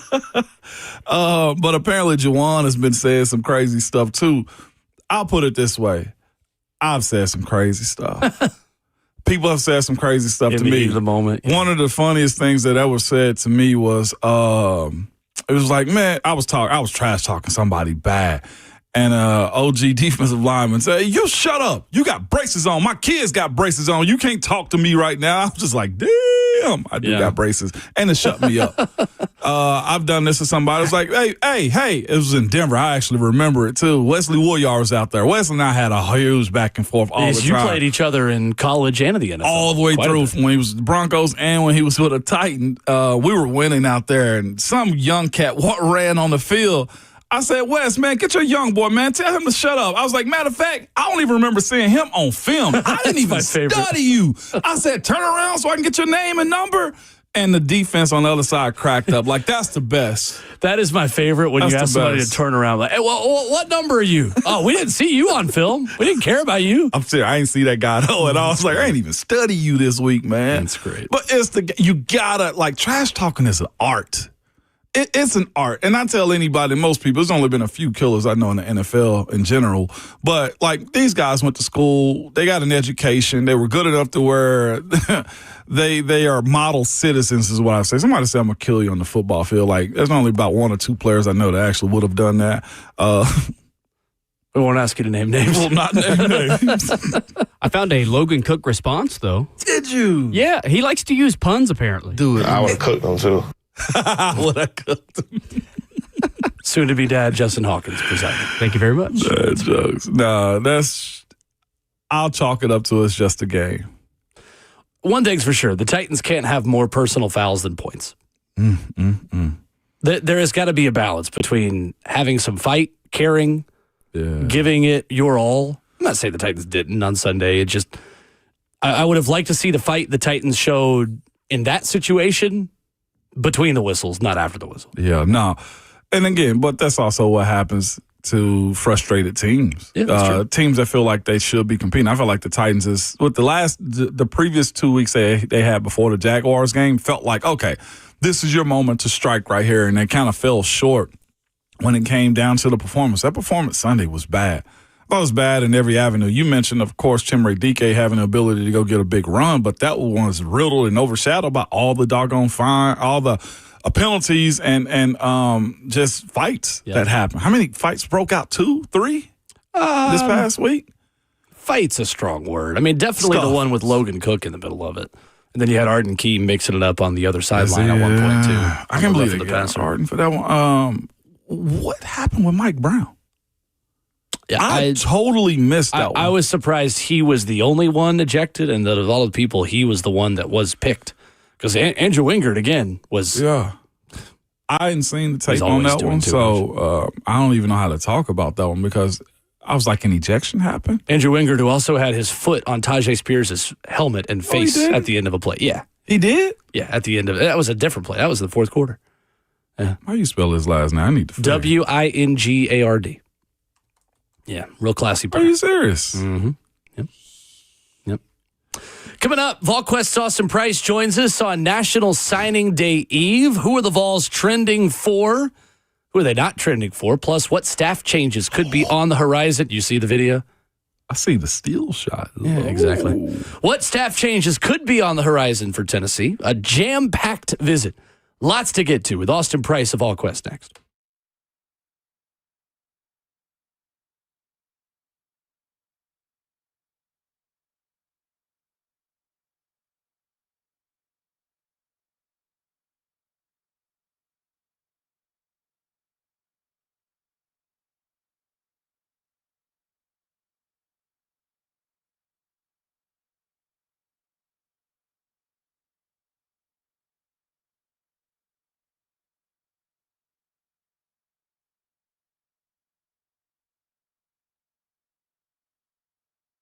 It's Ramon Foster for Hiller Plumbing, Heating, Cooling, and Electrical. Man, nobody likes dealing with a plumbing, HVAC, or electrical emergency at all. That's the reason I reach out to Hiller, man, because most of the time you don't know how much it'll cost if it get fixed right, or somebody's trying to sell you something you do not need.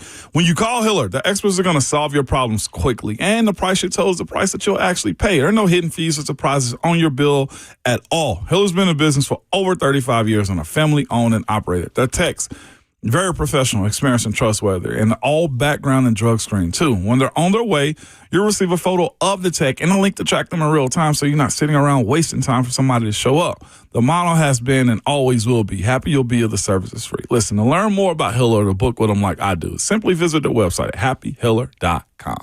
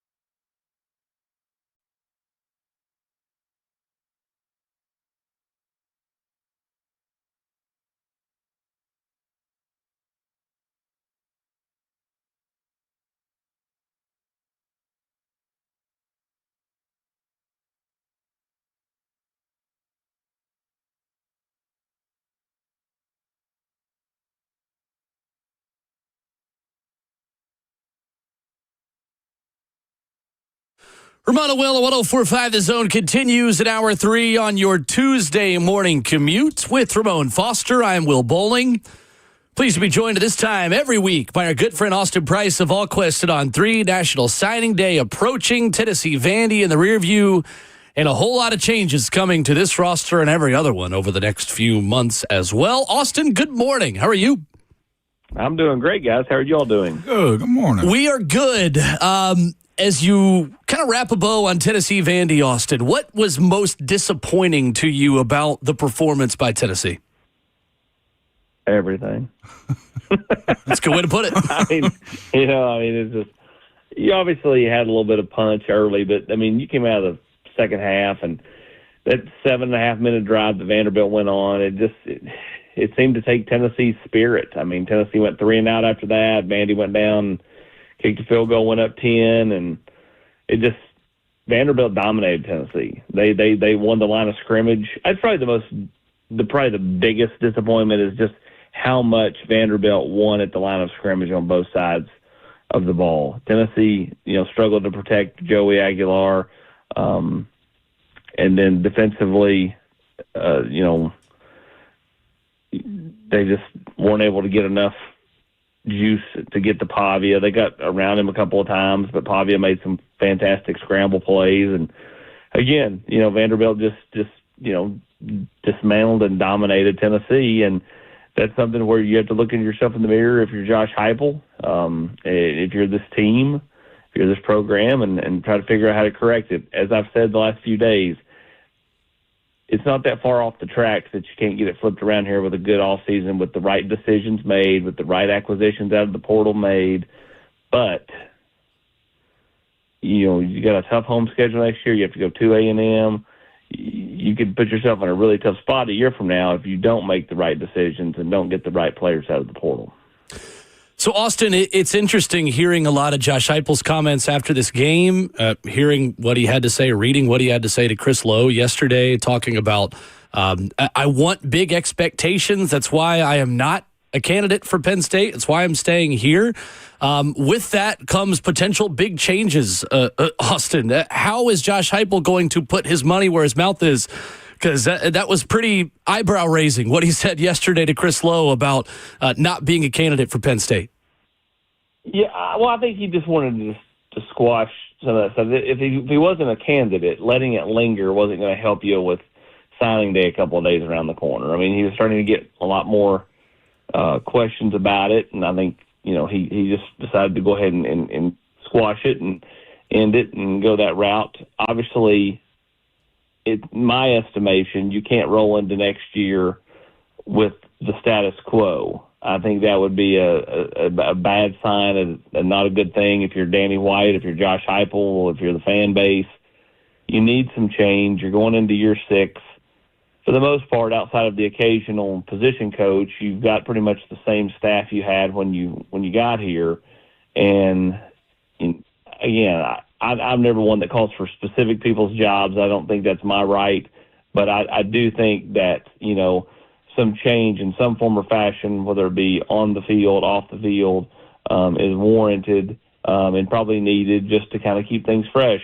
At the end of the day, you have to make the decision you feel is best for your program to take the next step. I don't think at this point in time you can look at it and go, let's just run it back with the same group and everything will be fine. I think you need to make some change to get some juice to do all those things. This is going to be a long off season because there's juice for other programs because they have change. But you can flip that with the right change and then the right acquisitions out of the portal. You go and get legit dudes out of the portal and find guys that, get the fans excited. Then you roll into the off season with some juice into spring practice, some juice as a program. Again, as I said, this thing's not too far off. You could flip this thing back around pretty quick and be right there in the CFP conversation in 2026, or you could make the wrong decisions and put yourself in a really tough spot in 2026. I guess it's up to them. Joined by Austin Price of All Question on 3. Austin, with that being said, I won't most definitely this time put you in the corner by asking you those questions about coaches being fired. But I will bring up, the focus. I'll just turn it back on you, Ramon. Who should they fire, Ramon? Go ahead. Go ahead and give us the details. Walking through, I have content on my Meta glasses because I always put it on as I'm walking through the stadium and going to the locker room. I heard a huge chant of "Fire Tim Banks."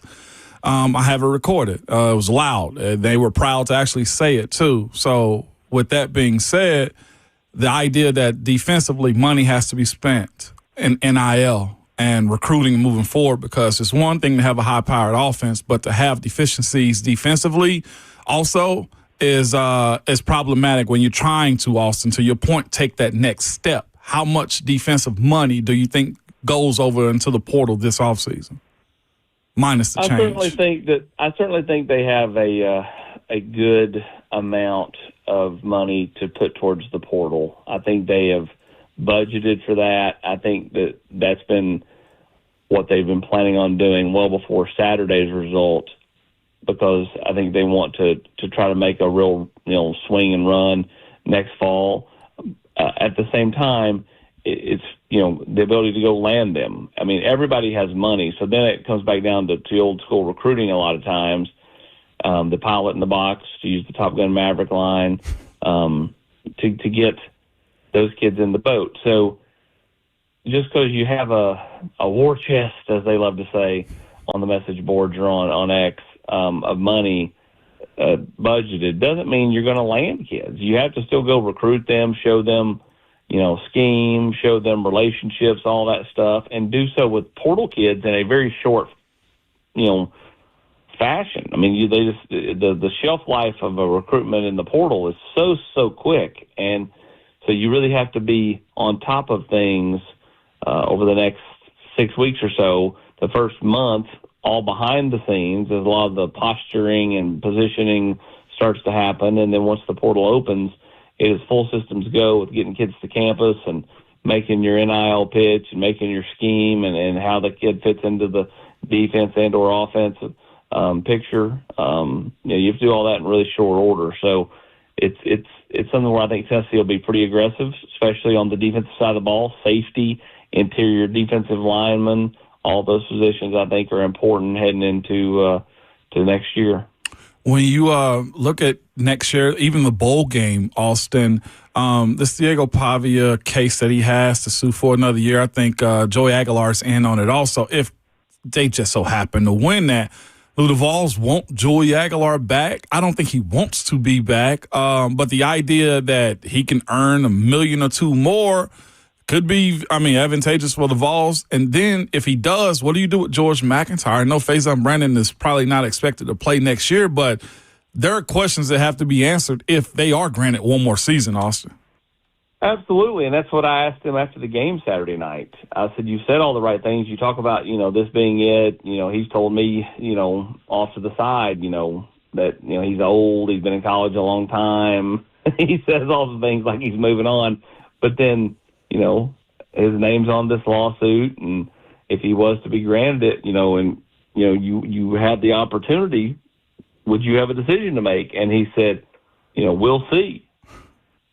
And so I think he's approaching things the right way. Like, this was it, saying goodbye, because he wants a proper goodbye, because this could be it. But then what if he wins it? And then, so I think he's tried to look at it the right way, knowing that deep down there's a chance that it could happen.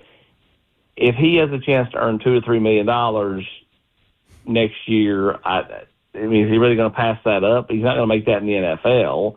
At least right away. And, obviously his draft stock's a little better than it was at this point a year ago. So what does another year do for you in the system? As for George, I don't know. You're right. I don't think it affects Faison because he's walking in the door as a true freshman. Does it affect George? I guess potentially. And again, when does this lawsuit have resolution? Tennessee can't be dying on the vine. They've got to find a quarterback somewhere, whether that's going the Ferris State route like the shambles kid from Ole Miss, or going in a bigger form or fashion to the portal. Tennessee has to have another quarterback. They can't roll into next year with redshirt freshman George McIntyre, true freshman Faison Brandon, and the kid from Northview. Like, that's just not something they can do. They have to have another quarterback on the roster, whether you're going big or just kind of going for a body to fill out the depth. You have to go at a quarterback, which means, the case for Pavia / Aguilar / every JUCO has to have some type of resolution over the next month, I would imagine. Well, Austin, to that point then, and the last time Tennessee had a veteran quarterback on his way out and a young freshman that was getting ready to play and couldn't burn a red shirt, we saw Nico in the Citrus Bowl this time a couple of years ago. Is it a foregone conclusion that Joey Aguilar will still be QB1 wherever Tennessee is going, which looks like a Florida Bowl again? Or do you see a scenario where George could get that start, or is that decision yet to be made at this point? I think it's a foregone conclusion that it will be Joey Aguilar in the bowl game. I don't see a scenario where Joey does not play the bowl game. That's my opinion. I don't think that one, Nico was the locked-in starter with nobody really coming in behind him. Sure. 2 years ago. So he needed the jump start. He was basically guaranteed to be the starting quarterback in 2024. George is not guaranteed to be the starting quarterback in 2026. And so I just don't think they'll go that route. And technically Merklinger's still here as well. And so, Joey Aguilar will be the starter for the bowl game. In fact, listen, Tennessee may have a few that decide not to play. Like, does Chris Brazel play? What does Lance Hurd do? Is he going pro? Is he not? All that stuff. But Colton Hood would be another one, potentially might not play in the bowl game because does it really, behoove him? But, Tennessee, Deshaun Bishop's going to be a bowl game guy. So's Staley and Matthews, and so's Joey Aguilar. So, Tennessee could be pretty formidable against whoever they play because I just don't know how many opt-outs they would really have. Sure. I do worry about the secondary just because if Colton Hood doesn't go, it's Ty Redmond and Hoop. There's really nobody, I guess Will Wright would be the starting corner, on the other side. And so that would be interesting. But again, I think for Tennessee, they need a win in the bowl game. Not that it's going to help that much, but you certainly don't want to lose. Don't want to lose a bowl game. And you also just, in a perfect world, you'd get a sexy matchup on paper. Again, I'm not sure what you see in terms of who's opt-in, who opt-out. But you need a sexy matchup on paper. Like if Miami didn't get in, Miami and Tennessee and a Florida Bowl is a lot more attractive than Tennessee versus a slower Big Ten school. Like Tennessee, Nebraska on paper with logos looks neat, but will anybody really care? Tennessee, Miami might, but Carson Beck, he's probably an opt-out in the bowl game. So what kind of Miami team are you really going to get? Again, these bowl games become kind of weird and finicky because of the opt-ins and opt-outs. We can only watch Tennessee play Iowa so many times, so we can just root against that again. Austin, I know there are Tennessee fans that were disappointed that Tim Banks wasn't fired yesterday. Obviously, there is a timeline of these things happening, if they are even to happen at all. How surprised would you be to see Josh Heupel make a change at defensive coordinator, and what would be the timeline to make a move, whether in that spot or other staff moves, if Josh Heupel is to do something he's not done yet at Tennessee and fire a member of his staff?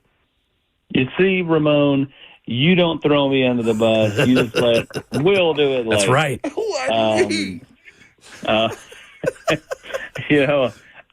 don't know. That's the natural position that everybody points towards. So until he does it, until he makes a move, it's kind of hard to say otherwise. It's, like Willie Martinez, Tim Banks, they're all on deals for next year. Now, Rodney Garner's on an expiring deal. I think he'll have the chance to come back if he wants to. There's a few others that are on expiring deals on the offensive side of the ball, like a Joey Halsey or a Kelsey Pope. But I think they're working pretty hard to get a deal done with Pope, and obviously I'm sure, same thing with Joey. But again, until Heupel decides to pull the trigger, he's Tennessee's defensive coordinator. And as you pointed out, Heup's not really went that route a lot as far as him forcing the change. And so, we'll see. Again, I think that some type of change for the program would be probably good in terms of just a new, fresh voice, that type of thing, in some form or fashion. Is that off the field in like the weight room? Is that on the staff? I don't know. But at this point, Josh Heupel's got to be pretty decisive in what he wants to do with his staff. And if he does make a move on anybody, he needs to be very decisive in hiring. Now, he's been slow in the past, but you could be slow because the portal window had already kind of come and gone. Now the portal doesn't come till January. So the last thing you want to do is have an open position where the guys in that room are going, well, who's going to coach us? Well, I don't really know. I'm going to get out of here. And then you lose part of that room because you don't have anybody filled in that spot. I think everybody that's making hires over the next month has to be pretty decisive because of that. Maybe it comes after signing day, which the big one is tomorrow, correct, Austin? What is it looking like for the Vols, man? I know they end up losing a guy about a couple weeks ago to Ohio State. You see them closing out this class and getting all the signatures that they need? Yeah, we'll see if they right now there's no feeling that they're going to lose anybody. Obviously Celeste Moa he lives in Salt Lake City, so his dad went to Utah, so you can't ever discount like Utah making the last minute play, or Michigan obviously had him in town for this past weekend, but he's been good with Kelsey Pope over the last couple of weeks. Tristan Keys feels really solid. It feels like a group that's pretty solid that's been committed. Now, as for players that are either committed elsewhere or are just still trying to find their college spot, Tennessee seems like they've got a lot of momentum with Alabama commit J.J. Finch. You started to see some of the Alabama media come out and say they don't expect Finch to pick Alabama in the end. They think Tennessee's trending there. Jordan Carter, feels like Tennessee's got some momentum there with the former Texas A&M commit who visited Auburn this past weekend. We'll see if they're able to close that one out. Carter Finch is another one, that Tennessee likes and has some momentum with. We'll see if they can get that one done. That's a Vanderbilt-UCLA-Tennessee battle. And then there is Nuke Simmons, who is the family member of your former teammate, Jarvis Jones. Mm-hmm. I know you ran into him this weekend. He and I had a good long talk about you. He's a big fan of the one Ramon Foster. That one trends pretty hard to Tennessee, with the decision coming up tomorrow. And then Tennessee had a punter in town, Logan Foley, this past weekend from Pro Kick over in Australia, same organization that Jordan Ross came from. I would imagine that he'll be Jordan Ross's heir apparent within the next 24 hours. I just want to ask you about kickers real quick. Max has had some problems this year. Max Gilbert, the kicker. You're firing coaches. You're firing kickers. Listen, Austin. When it comes down to those guys doing their job, oh yeah, I'm a jerk about it. I am. Even. Seriously, they learn all these ball tricks in practice. They can bounce the ball to themselves. They can kick it and flip it up in the air and place it down and do drop kicks. But I need more consistency, Austin, from college kickers is all I'm saying. Do you find that in the portal, or do you just simply work on the mind and hope that it'll be better going into the next year? Oh, Ramon, the mind is a fickle thing. That's my pro side coming out. I'm sorry. They usually just get fired.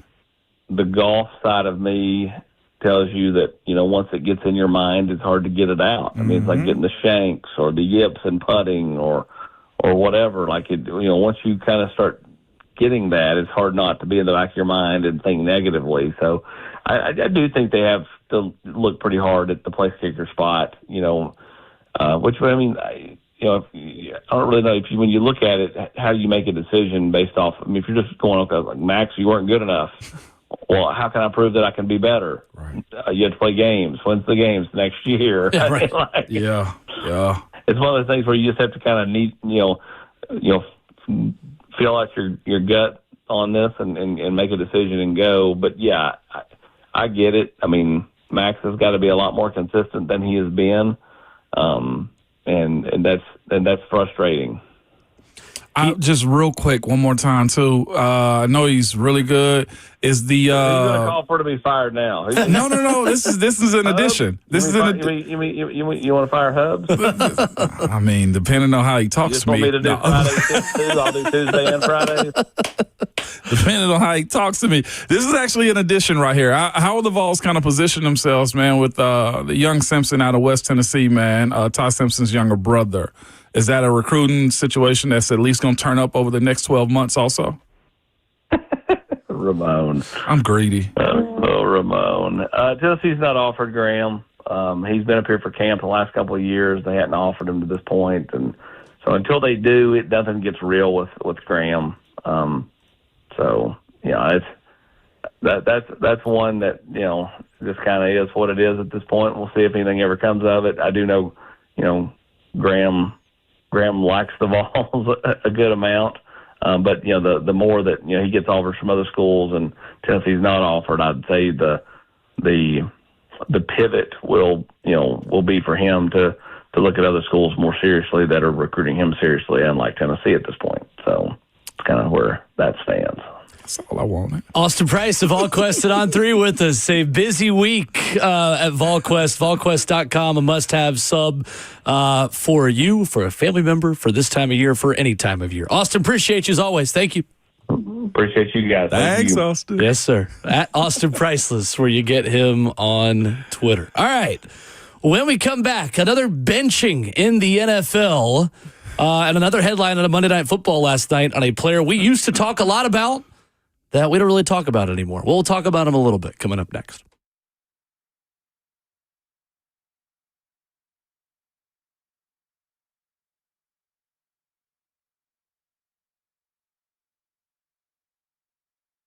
Did you know that up to 50% of the air you breathe in your home comes from your crawl space? Have you ever looked in your crawl space? I get it. Most of us don't even want to know what's in there, but moisture in your crawl space can create unhealthy issues that can make their way into the air you breathe every day in your home. It's Ramon Foster, and this is where United Structural Systems can help you out. USS has been keeping homes dry and stable in Middle Tennessee since 1994, so you know they aren't going anywhere. Help control moisture and musty smells with mold treatment and crawl space encapsulation that comes with the USS guarantee. Encapsulation helps reduce high humidity in your crawl space. It also helps deter mold and mildew and protects your crawl space from pests and wood rot. So turn your crawl space into a healthy space. Reach out to the company I trust for all foundation repair and waterproofing, and that's USS, man. You can go to their website at USSTN.com. That's USSTN.com, or call them the old school way, 615-488-7855. United Structural Systems.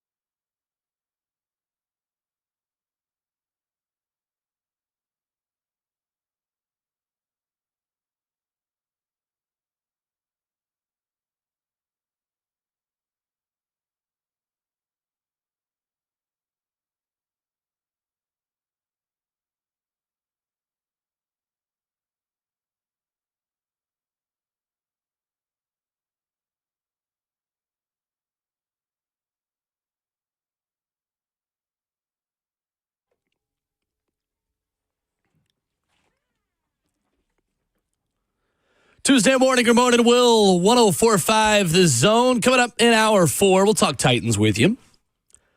Because Jeffery Simmons said something interesting after the loss to Jacksonville that deserves a little bit more of our attention. We gave it a little bit of attention yesterday. Ramon wanted more. I did. So we'll give it more. Fascinating conversation right there. When you have a guy like Jeff say all of that. That's right. Yeah, no doubt about him. It is cold outside, dog. Very cold. We both just went outside to give ourselves a blast of Arctic air. Man. Not great. No, not great. The New York Giants fell 33-15 to the New England Patriots last night on Monday Night Football, and Abdul Carter got benched again. Second time in 3 games. Says, bleep happens. Okay, cool. What was the bleep?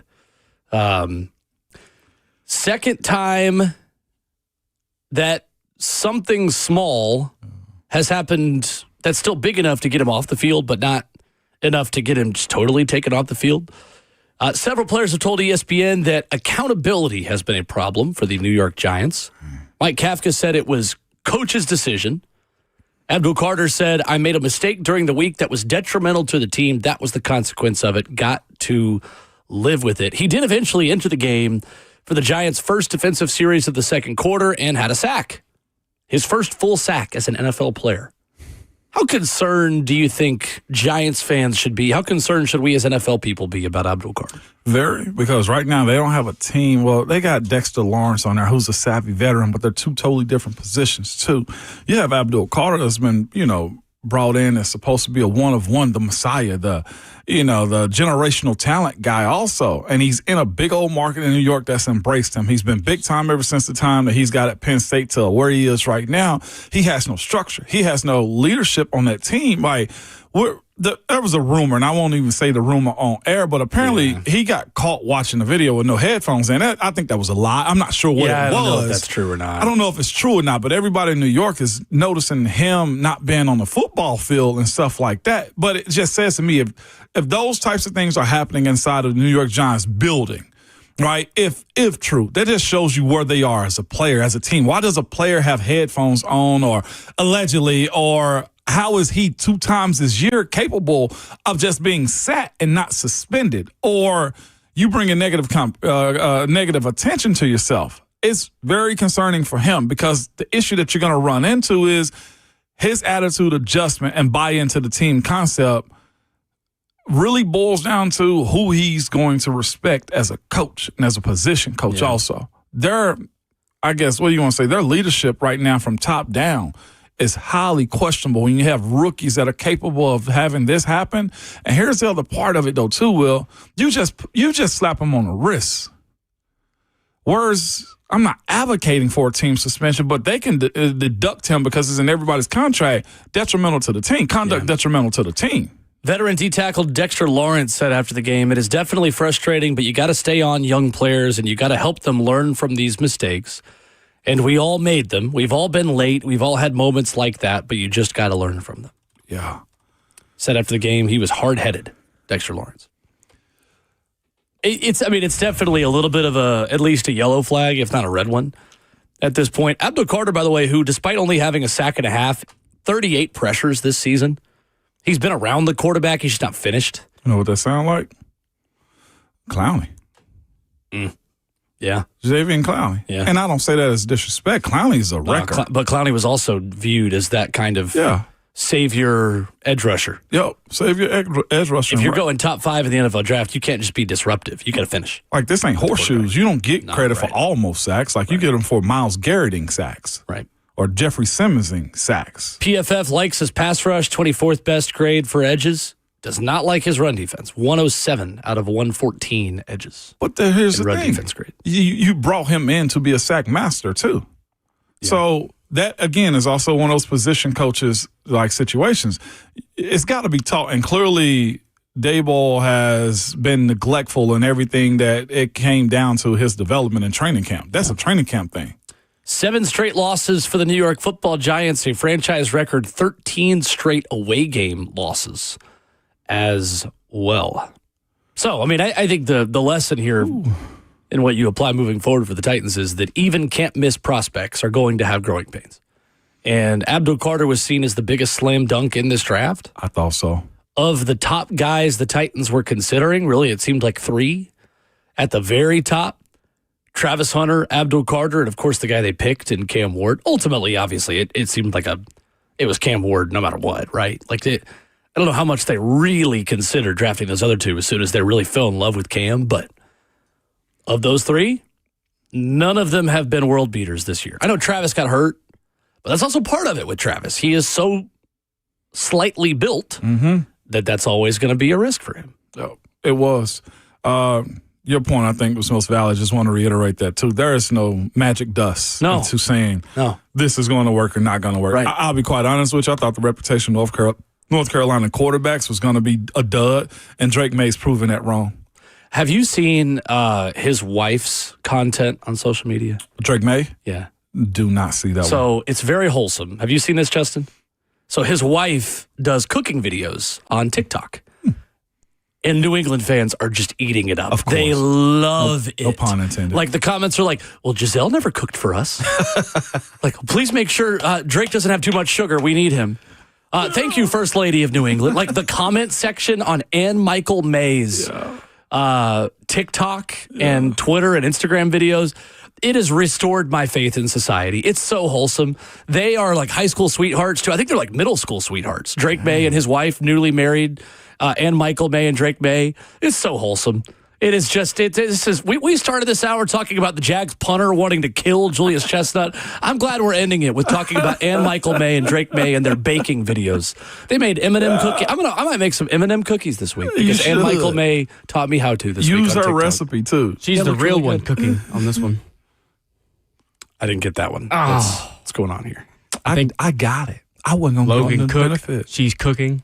Coming up next, there was a rare moment of honesty yesterday in college football. I hate you. The best thing you'll hear in an introductory press conference all offseason. Coming up next.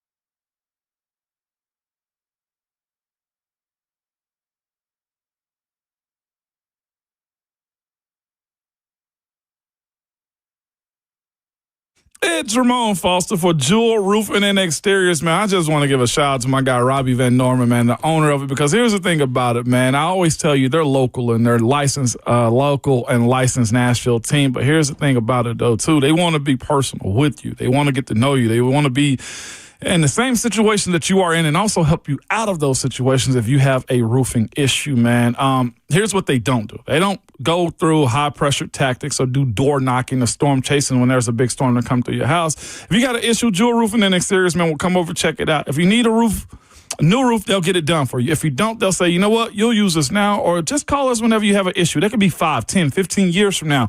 That's the trust they want to give to you, is the fact that they'll patch it up if they have to, but also be honest with you about what you need and how much of it that you do need. Listen, for a roofer that you can trust and that's local, they serve from Clarksville to Murfreesboro, been here for over 25 years, man. Reach out to the company I trust. You can call Jewel Roofing at 615-868-9999 or visit their website at jewelroofing.com. That's Jewel Roofing with 2 L's.com.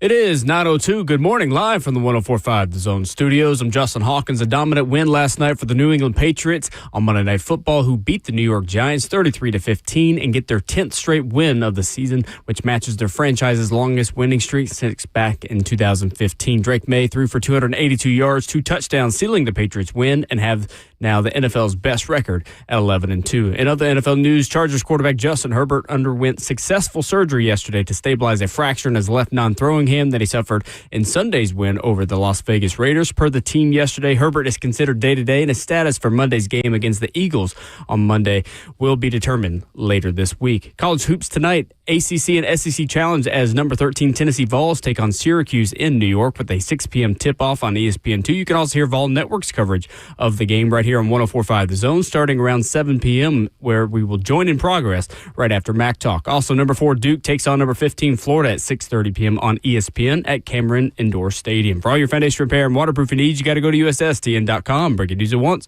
on your home for the Titans and Vols. This is 104.5 The Zone.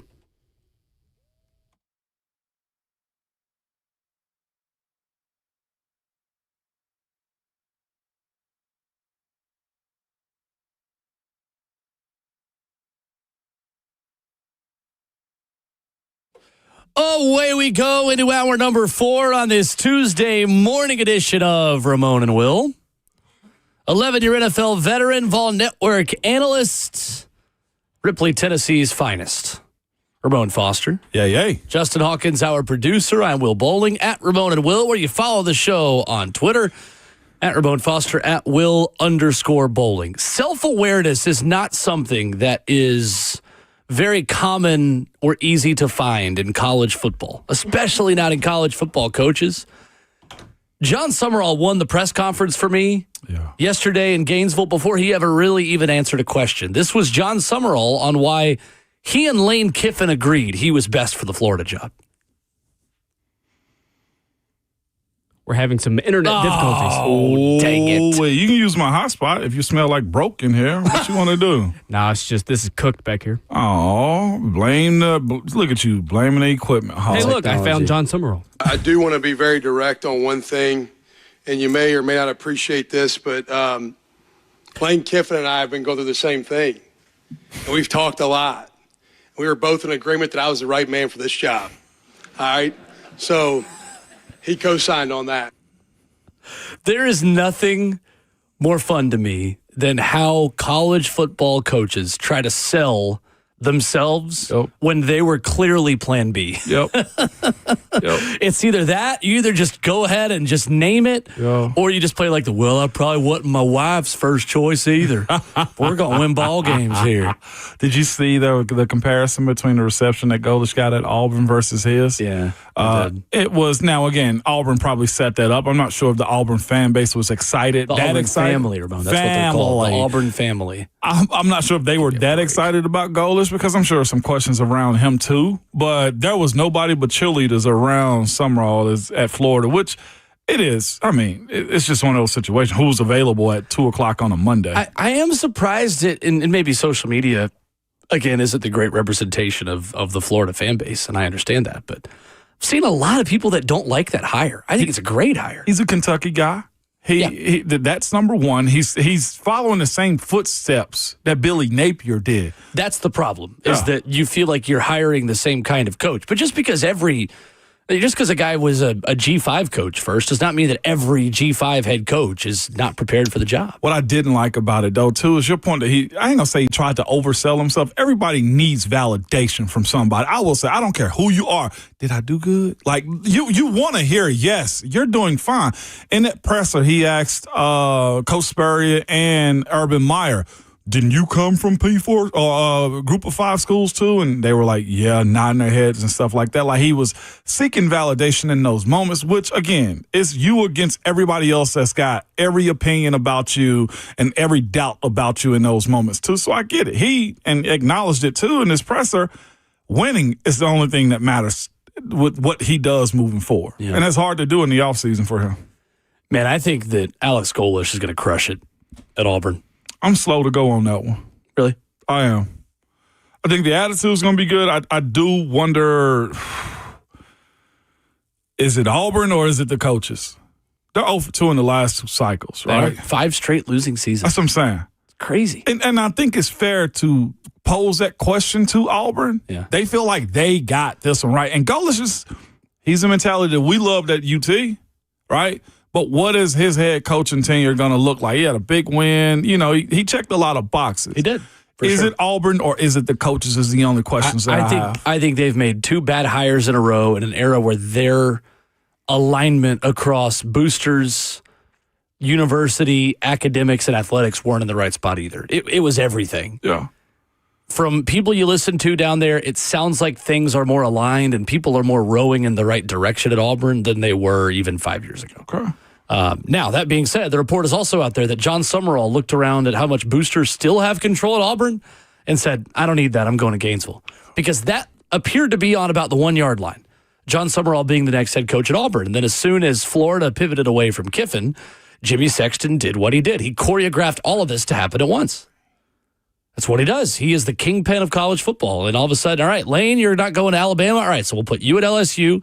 We'll then put Summerall at Florida because that's a better job than Auburn. And then Golesh, come on down. You're going to go to Auburn. And Penn State, you will get nothing in like. Yeah. Penn State probably going to get Kalani Sitake from BYU. But if the crumble cookie money comes in, then BYU might have a fighting chance. Have you seen all that stuff? On what? The crumble cookie money? Crumble cookie and BYU. It's cookie money. That's like the crumble cookie guy is a BYU guy. Did not know That's that. a Utah-based company. Have you also seen the hate they've gotten on social media too with their ratings? Who? People like influencers testing their cookies. They do not. Oh, really? like, I've never had crumble cookies before. People say you're They're wasting very your sweet. time. And they got the like sweet things. half-baked feel to them too. Oh, no, I like that, though. Well. What's wrong with it? You like hard cookies? No, I do not. They're big. Like you got to go look at the social media side of things. I enjoy it. But it's a very chewy cookie. It's a big round cookie. Yeah, no, I know it's what got they a lot look of like, icing so on it. So it's very sweet. So you can only eat like a portion of it. It's and if you eat more- the whole thing, you will definitely. it's like regret it. 800 calories a cookie. Yeah. Okay. He's ready for it. Bet. I saw a track guy that did eat a cookie. He that had a to run challenge? he was a smaller dude, so he had to run like 3.5 miles to I'm like not burn smaller that dude. 800 off too. Okay. You aren't He's even gonna eat running. 5. He just wants the cookie hawk. I've got he my, ain't even I've got my running Penn anymore. Relays jacket on today. You ain't even running anymore, He's man. going to order the 6-pack and eat the 6-pack. Exactly. There's a cookie mile now? Like there's the beer mile and the milk mile? Yeah. And the donut mile? It is. It's the cookie mile now. I never did a beer mile. I have had a drink, though, with the beer mile world record holder. Did you really? Guy is a machine. Of course. Do you want to guess what the beer mile world record is? Again, that's drinking a beer between every lap, before the first lap and then between every lap. 3:46. Okay, all right. Well, we've got to be realistic here. That It's is. not that I fast. thought it was that fast. Like I have no gauge on these I'm types sure of he's things. chugging these. So Yeah. Let's go 148. 450. Well, 148 what? Seconds? Yes. You think a human can run a... No, all right. Okay, all right. Here we go. Give me some. The world record in the mile is like 340. So That's what I'm saying. 148 seconds. What do you mean? Yes. You have to drink a beer between every lap and run a mile. I'm going to go with 5 minutes and 32 seconds. All right. That's the kind of guess I was looking for. I'm going to go 4 minutes and 50 seconds. You're a lot closer. 4:27. Wow. Which is actually that's under 4:30. That's pretty good. That's actually getting it right. What's your there. fastest mile? Mine? No. In high school, I told you I loved running. In high school, I ran like what was it, like 6:50, almost 7 minutes? That's not bad. That's damn good. What are you talking about? Oh, No, my it's not niece bad at already all. fined me this morning. I ran a 4:30 my junior year of high school. Did you? Woo. I was smoking, man. Mile was not my event. My Bro. fastest mile. Now, I It's not played my best soccer, event. mind you. Mile so wasn't your event? That's a sprint? Yes, 4:30 was a sprint for me. to get under 5 minutes, you basically are doing a very fast-paced job. Yeah, you are. Mine was 5:27 was my fastest. Somebody in the chat said, just put icing on the cardboard for crumble cookies. Oh, okay.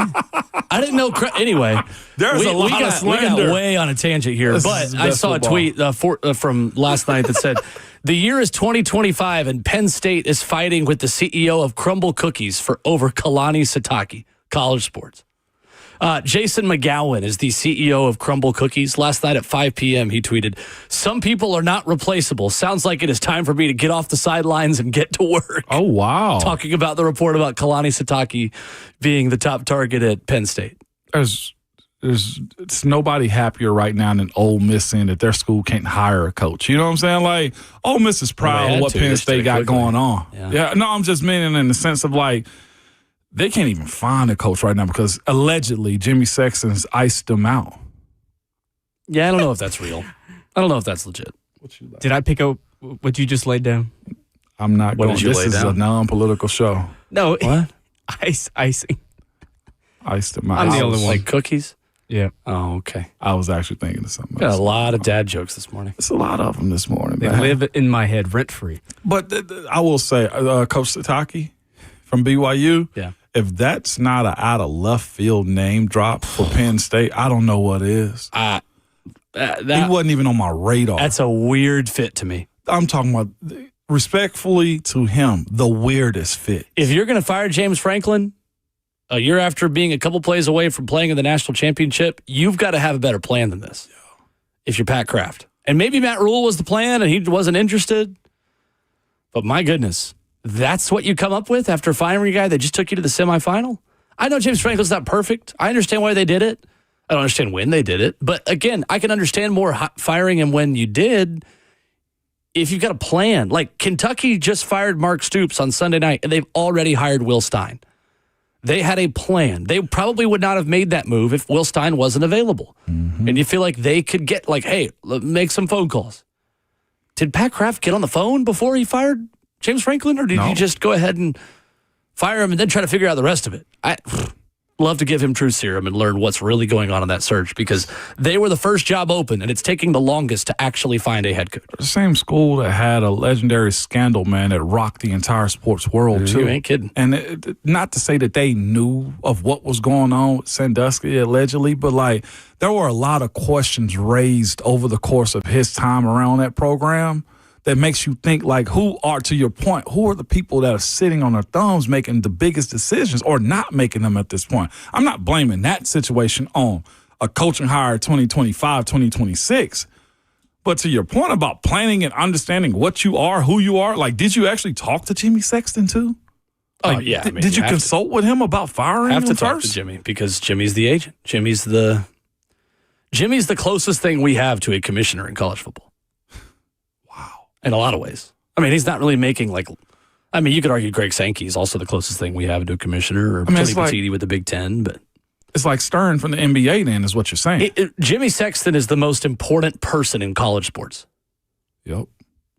Full stop. And you know what? The most important and probably powerful person in college sports. And he ain't talking to nobody publicly about it either. He doesn't need to.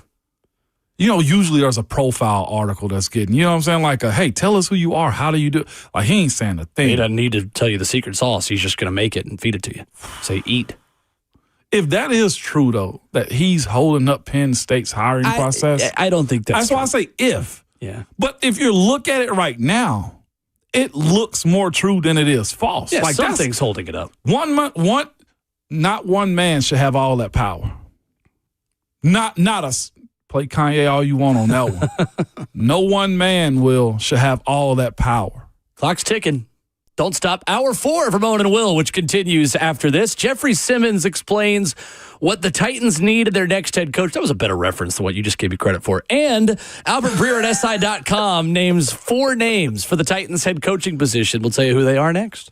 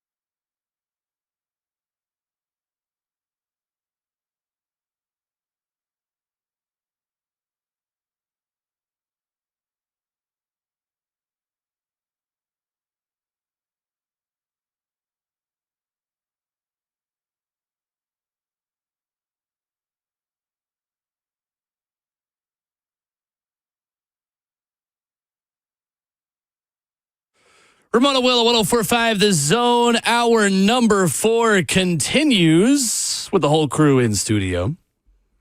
We're together for one more day tomorrow. Lucas Panzica will be here Thursday and Friday this week. So I head to Chattanooga to do some high school football state championship action. Which, by the way, an update on that. So I've got Nashville Christian USJ on Thursday afternoon, the Division II Single A state championship. Mm-hmm. We thought that Georgia commit Jared Curtis was going to sign on Friday. Decided yesterday he is going to sign tomorrow. To Vandy. To either Vandy or Georgia. He decommitted from Georgia. No, he didn't. He's still committed. I thought he is still very much committed to Georgia. Now, that might change tomorrow, depending on who you ask. Georgia writers at On 3 still are picking Georgia. Many national people, many Vandy people think he's going to flip to Vandy. Either way, somebody is getting one of the most talented quarterbacks that has ever come out of the state of Tennessee. I'm glad you brought it back to that. Whew. He is watching some of the highlights and getting ready for this broadcast, and my goodness, this kid. I shouldn't call him a kid. This young man is phenomenal. Yeah. Phenomenal. And there's a reason why he has been one of the most coveted recruits to ever come out of this state. I was listening to Ben Jones talk about it. It was about a couple weeks ago. He does a segment with Buck, whatever. And my kid's in that world with him, too. My kid's a junior at another school. But he's got a Lambo truck already. Oh, yeah. I mean, the high school NIL stuff is crazy, too. The parents don't think about it. Don't even think about it. Just let it. It's just the way of the wild now is all you can say. What a time to be an athlete. I can't speak to what the young man's driving, but I can tell you what he does in the football field. Good for him. Yeah, no, for sure. I was talking, man. I was around Julio Bourbon this weekend. VFL. Right. He's also in the MLB right now. Well, he's coach in the MLB. But we were just talking about, the differences in like NIL and coaching and everything else. And all of us to a T was like, man, all we needed was an extra $500 back in the day. They would have got us for cheap. Like, if you'd have told me they were giving everybody on the team extra $2,000 a month, oh my gosh. Yeah. We'd have been living like kings. Yeah, it's going to be it's gonna be fun to be there and watch him play and broadcast that game Thursday. A lot of Vandy fans and Georgia fans will be watching very closely. So. It's fun to watch, too, I've heard. I hadn't seen him live, but I heard he's fun to watch. Very fun. Honestly, a lot of the comp for Jared Curtis is Matthew Stafford, another Georgia quarterback. Yeah. Big, physical, athletic dude with a cannon of an arm who can throw on the run and can move and get out of the pocket as well. Yeah. And I'm going to stay to watch my alma mater play, BA and Baylor, Thursday night as well. So I'm looking forward to being there. Albert Breer at SI.com yesterday talking about coaching search nuggets for the Titans, a perfect way to transition into what Jeffery Simmons spoke about post-game on Sunday. So Albert Breer is tying 4 names to the Titans in kind of a hypothetical sense, right? Not saying that there's been any conversations, not directly linking the Titans to any of these candidates, but simply giving the hypotheticals of what would make sense. And he writes yesterday, in Tennessee, there's a lot of tape on a lot of candidates and using the know-how in the room beyond just the Packers' roots of President of Football Operations Chad Brinker, the Chiefs' roots of Mike Borgonzi. The Titans also have former GMs Dave Ziegler and Reggie McKenzie on board. The initial thought post-Callahan, Breer writes, had been to find more experience and someone who could work with Cam Ward. Along those lines, and tied to the networks of the guys on hand, ex-Bears coach Matt Nagy, who has ties to Borgonzi, or ex-Cowboys and Packers coach Mike McCarthy, who has ties to Brinker, could wind up being the guy. But Albert Breer says, again, just kind of confirming what we've heard from Borgonzi. But that hasn't stopped the Titans from looking at a wide array of candidates, even guys such as Chargers defensive coordinator Jesse Minter and Rams defensive coordinator Chris Shula, who don't fit into the above box. At this point, Tennessee has studied and discussed plenty of prospective coaches as the brass keeps working toward having a narrowed down list by the end of the season. What do you think about Chris Shula or Jesse Minter being solid defensive coach options without having really closely vetted them yet? It's the trend that I thought they would do, go the opposite way and go to a guy who is a culture builder.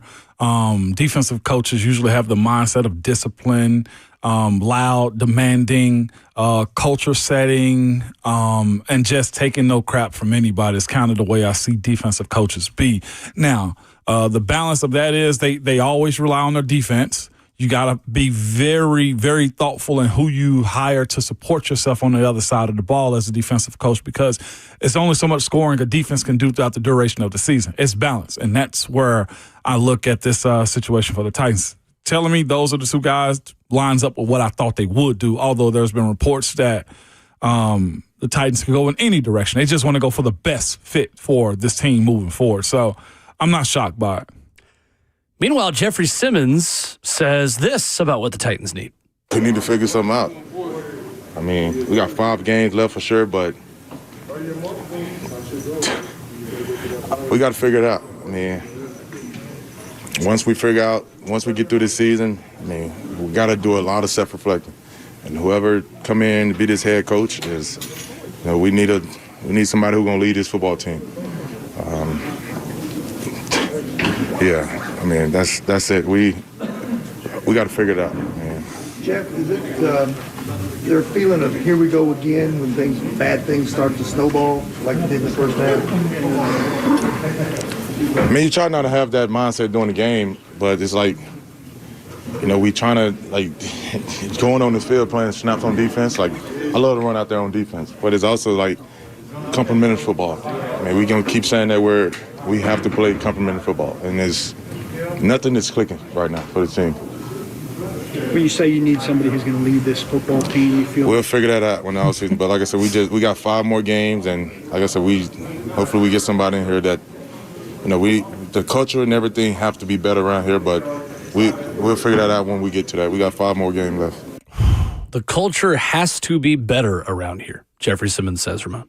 So this morning I did 2 things. I wrote down what I think players hate, and I also did some research. Like, what if players said, in the media that they like in coaches and stuff? And I actually found an article too. So before I saw this is what players hate. And it sounds like this is what Jeffery Simmons and the Tennessee Titans are dealing with right now. Lies, bad attitudes, losing with no understanding, bad effort, not being aligned, and selfishness. It's kind of what you're seeing out of this team. There's that in abundance with respect to the guys that are trying to do their jobs. So there was an article in 2020 of all years. I guess everybody's trying to get content during the pandemic, but Jim Trotter had this article. He asked veteran players at the time. I wrote down a few of them. It's Frank Gore, Larry Fitzgerald, Travis Kelce, and Jack Conklin. What do they look for in coaches? Frank Gore said, honesty, standards, flexibility. Larry Fitzgerald put trust, honesty, and the ability to learn and adjust. Travis Kelce put leadership, honesty, scheme. Jack Conklin put consistency, organization, and loyalty. You can ask a player to do anything, have the hardest training camp ever. You can almost curse them out with respect and demand more of them constantly. I don't want to say curse out. You can coach them hard. My point of it is Jeff and how he's talking about setting a culture. He's tired of it. It's frustrating. He's trying not to throw teammates, coaches, and the organization under the bus. This back and forth, and the reason I wanted to go over it, like at some point in time, your time runs out as a player. You're not trying to waste years. You're not trying to waste your time because this is a hard sport that demands you to physically be in shape, but also just mentally be locked in too. Well, especially wasting your best year. And what Jeffery Simmons probably feels like is being wasted right now. You got to be envious right now, Milton Williams up in New England with the Patriots. Sure. Not that you're envious of it, but like there needs to be some give and take. And right now there's nothing but take from guys that are giving their all on this team. Like what I'm getting at is this. The Titans council of leaders, ownership, they got to get this one right this next time around because Jeff's doing everything but throwing everybody under the bus right now. It's one thing to have good soldiers, but you can't tell the soldiers that it's raining and you're peeing on their back. Like you can't do that moving forward, man. That's the reason I kind of wanted to expand on this conversation because 5 games, those 5 weeks, that's a month and a week. Yeah. 30 plus days of just butt whippings that you got to take. That gets tiresome. And at some point, this has to get right. And just listen to these potential Hall of Fame guys that answered maybe without Jack Conklin. But honesty, trust, steadiness, organization, and loyalty. You get none of that right now. Yeah. I mean, how much of a motivator do you have to be an NFL head coach? It ain't even how much. I would say a good one. I ain't gonna say it ain't. I wouldn't say motivator. The thing is that you can't bull crap guys. Yeah, right. You can't tell me that this is going to work and then we go out there and it craps the bed. Like I thought when Mike McCoy came in, he came in with a stern voice. This we're gonna do things different. We're gonna try this. And then 2 weeks ago, you have him joking about going for it on 4th down because he got bullied into it because the media brought it up. You can't tell me that we're going to change things around and then next thing you know, you got a back and forth about going for it on 4th down. Like, that's unacceptable. It's the transparency. And I want to bring this up and I'll get away from it real quick, but I do think that's why the love affair was so big with Heupel. Like, he may have been hard on guys, but the honesty that you got for him, the method in which he was trying to use to keep a winning team, I don't think was bad. I think the way he went about it was probably wrong, and how, the dynamic of him and J-Rob and everybody else played out in a sense. Sure. And I do believe there needs to be checks and balances. Yeah. Not one person should hold all the keys to the Infinity Stones. Not at all. All the stones. But the idea that I can go at you, love you, and also win, it's easy to get any player you want to. Players want to be directed.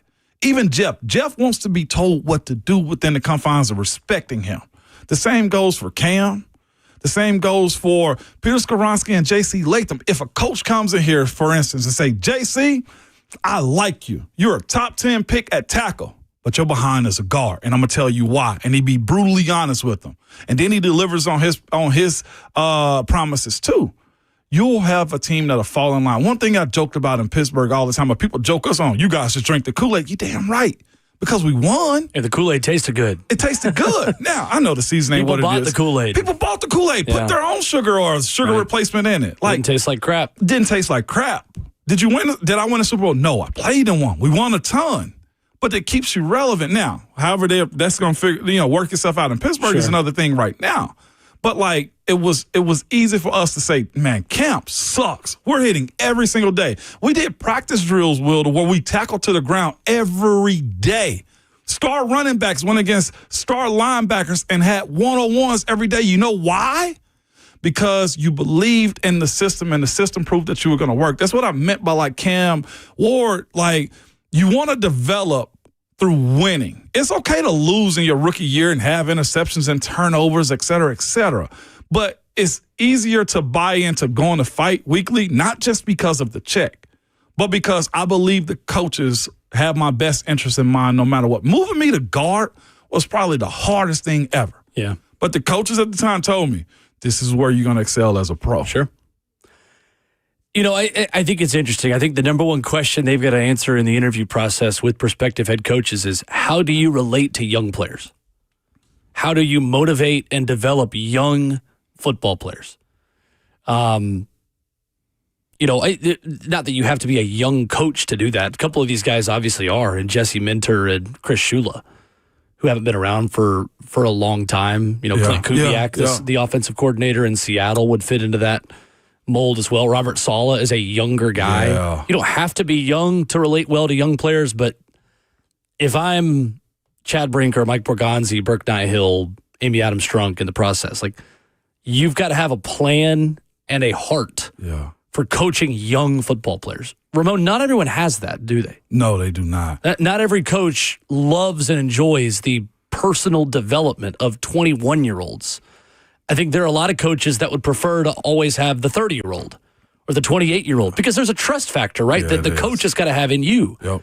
If I'm going to put you out there as a rookie, as a second-year player, my job's on the line because of the mistakes that you're going to make. So there's got to be a two-way street of trust to, like, am I trusting in the method that we are picking players? Mm-hmm. Am I trusting all these things? The number one characteristic the Tennessee Titans needed their next head coach is the ability to develop young talent. Because in a draft and develop organization where Chad Brinker and Mike Borgonzi are adamant, we are not rushing this. We are not panicking with free agent money. We're not making trades to give up draft capital. We want young, controllable contract football players that we drafted that we want to develop. And if they go somewhere else, great, we get a comp pick. If we keep them, that's even better. They're one of our own and they're built to our culture. Like, not every coach is going to buy into building a house and building a foundation of largely 21, 22, and 23-year-old. Right. No, they're not. And like you said, there's a promise also that you'll be able to develop those guys too. I don't know how quick or how soon the Titans organization want to win or want to, I know they want to win quick, but if that's going to be Chad Brinker's method and Mike Borgonzi's method as far as going through the draft, we're talking about Abdul Carter right now, who's not been the guy that we thought he would be. Well, you may run into that also, and you might not see the return until year 3, year 4. How long are you going to be allowed to develop while losing, right? That's the other side of this question, I think. This conversation that needs to be answered for whoever the next guy is going to be a head coach for the Tennessee Titans. How much time do I actually have? It is crazy. Jesse Minter was in Nashville 4 years ago. Was he really? Vanderbilt defensive coordinator and safeties coach. Before Michigan hired him in 2022. He's at Michigan for 2 years with Harbaugh. Then, of course, goes to the Chargers. I think Jesse Minter will interview well. Yeah. I think he is the fiery young defensive assistant that I think will be attractive to this organization. And I think as someone who has coached more in college as of late than a lot of the other people I think he's going to be up against for this job and many others. When you talk about the kind of coach that I'm describing that's going to have a heart for young people, I mean, he's been coaching younger people more recently than anyone else that's going to be up for this job. He's at Michigan from 22 to 23. Spent 1 year at Vandy in 2021. He's the Georgia State defensive coordinator for 4 seasons. Indiana State before that. Like, he cut his teeth as a college GA and position coach, and then earned a defensive assistant role and defensive backs job with the Ravens right before COVID. Goes to Vandy, goes to Michigan, then goes back to the NFL with the Chargers. Like, there's a lot to like about his resume specifically, and the Harbaugh method is one that I would really like for this franchise right now. Checked a lot of boxes. A ton of boxes. No doubt about it. You want to come back to Nashville, you know the area. So is either know the schools. A Jesse Minter type, right? Or do you go after a legacy coach if Tomlin does become available, if Stefanski does become available? That is my trump card. If Mike Tomlin becomes available, I sprint to the phone to call him. I cannot emphasize enough how much I want Mike Tomlin to be the next head coach of the Tennessee Titans. For so many reasons. So many reasons. Raise the floor. Have a culture builder and culture setter that you trust. Like, you talk about trust. Like, when Mike Tomlin looks you in the eye and tells you to do something, he's got decades of experience to back up why. What Mike Tomlin hasn't had for the better part of a decade now is that veteran quarterback, that quarterback that can take the foundation that he's built and take them to the next level. Because you got to have both. You do. And if he believes that Cam Ward could be that quarterback with the right coaching, man, I think the Giants would be on it. Like, there are teams that would go all in on Mike Tomlin, this one included. But all this we're talking about of like, the young defensive assistant, like culture setter, throw all of it out for Mike Tomlin if you can get Mike Tomlin. Same goes for John Harbaugh, which that's not going to happen. What the Stefanski train seems is going to survive now. I don't know, honestly. I know Jimmy Haslam has said what he said publicly about, he's done a good job with what he's been given with a bad trade, but you never know. You never know. You never know, especially with Cleveland. So I think to wrap a bow on it, no names emerging yet, but clearly the organization agrees with Jeffery Simmons. They need a culture setter.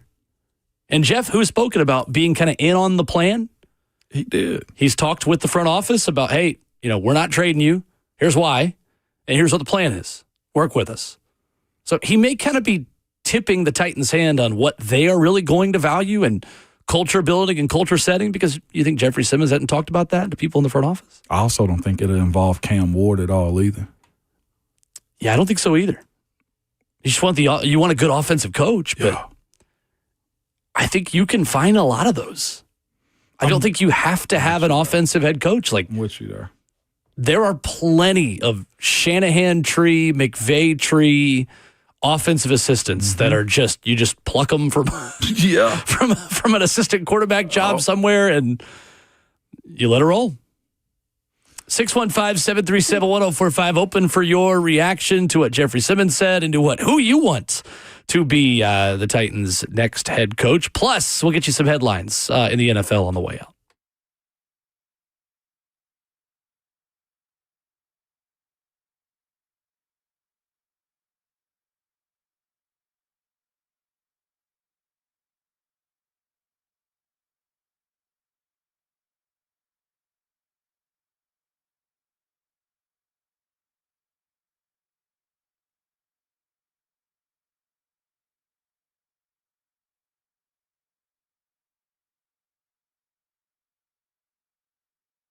It's Ramon Foster for Brian's Motorsport, man. Shout out to Brian, too, man. I stopped by the shop yesterday, man, to get something done. But if you're ready to elevate your vehicle, and it's the holiday season, you can surprise your spouse, the kids who've made good grades throughout the rest of the year, or yourself, man. They got everything that you want. They can transform your ride from statement-making custom wheels, immersive audio experiences, or head-turning styles through custom tints, wraps. Whether you're looking for something subtle or a custom complete rebuild, they can do that for you, man. I'm talking about everything from the most exclusive vehicles to a regular truck that you just say, I'm going to throw some wheels on it. They will do that for you also, man. If you're a Jeep or Bronco owner, they are the leaders in those customization types, man. They can get you anything from aggressive to off-road to a performance, man, that has made Brian's Motorsports the undisputed leader in off-road upgrades. I'm talking about tire and wheel packages, lighting kits, anything that you can think of, they got it for you. They're located at 789 West Main Street in Hendersonville, man, where their motto is dream, design, build. Simply put, you can visit them in Hendersonville, go to the socials at Brian's Motorsports, make sure you tell them that Ramon sent you.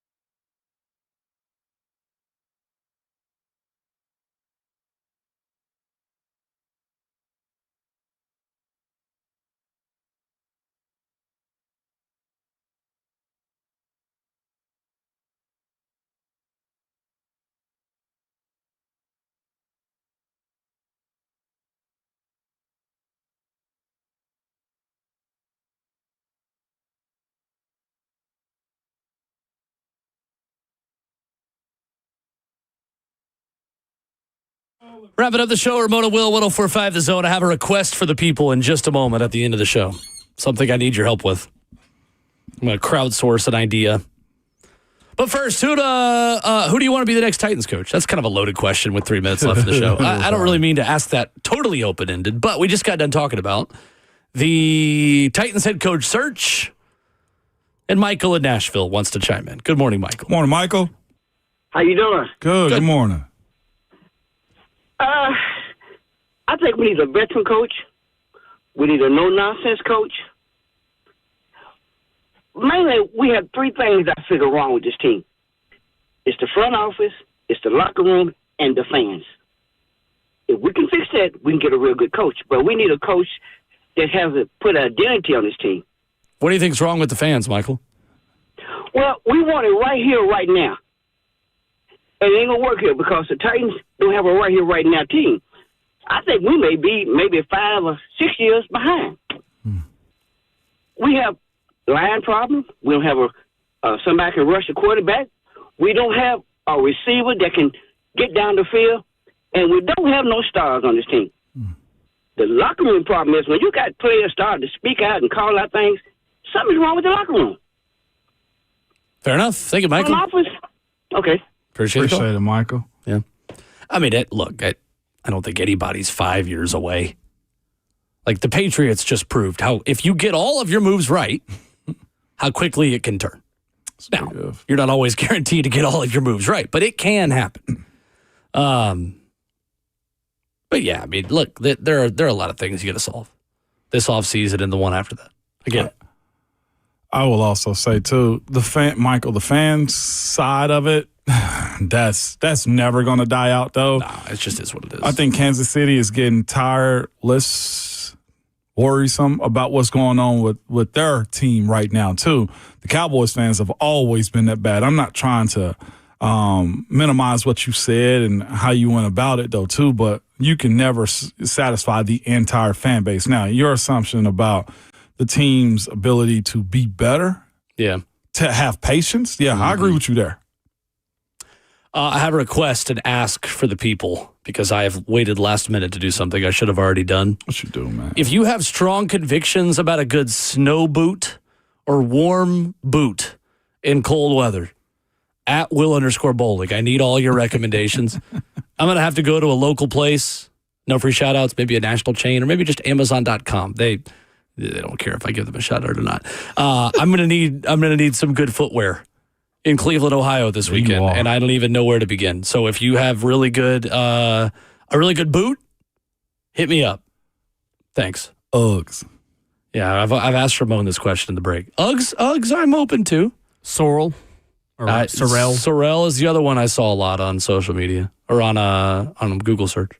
It looks like snow is out of the forecast now for Sunday. Is it? Yeah. Cold ain't. I think yesterday was a 50% chance. I wanted snow. Cold ain't outside of the forecast. Dude, you're in Cleveland. That lake effect is real. That swirl wind that comes in, it's going to be windy. It's going to cut across your face. You'll be able to like cut paper with that wind that sloshes up. Okay. All right. I really am excited. That's it. He says he's excited, but I can hear him now on the sidelines.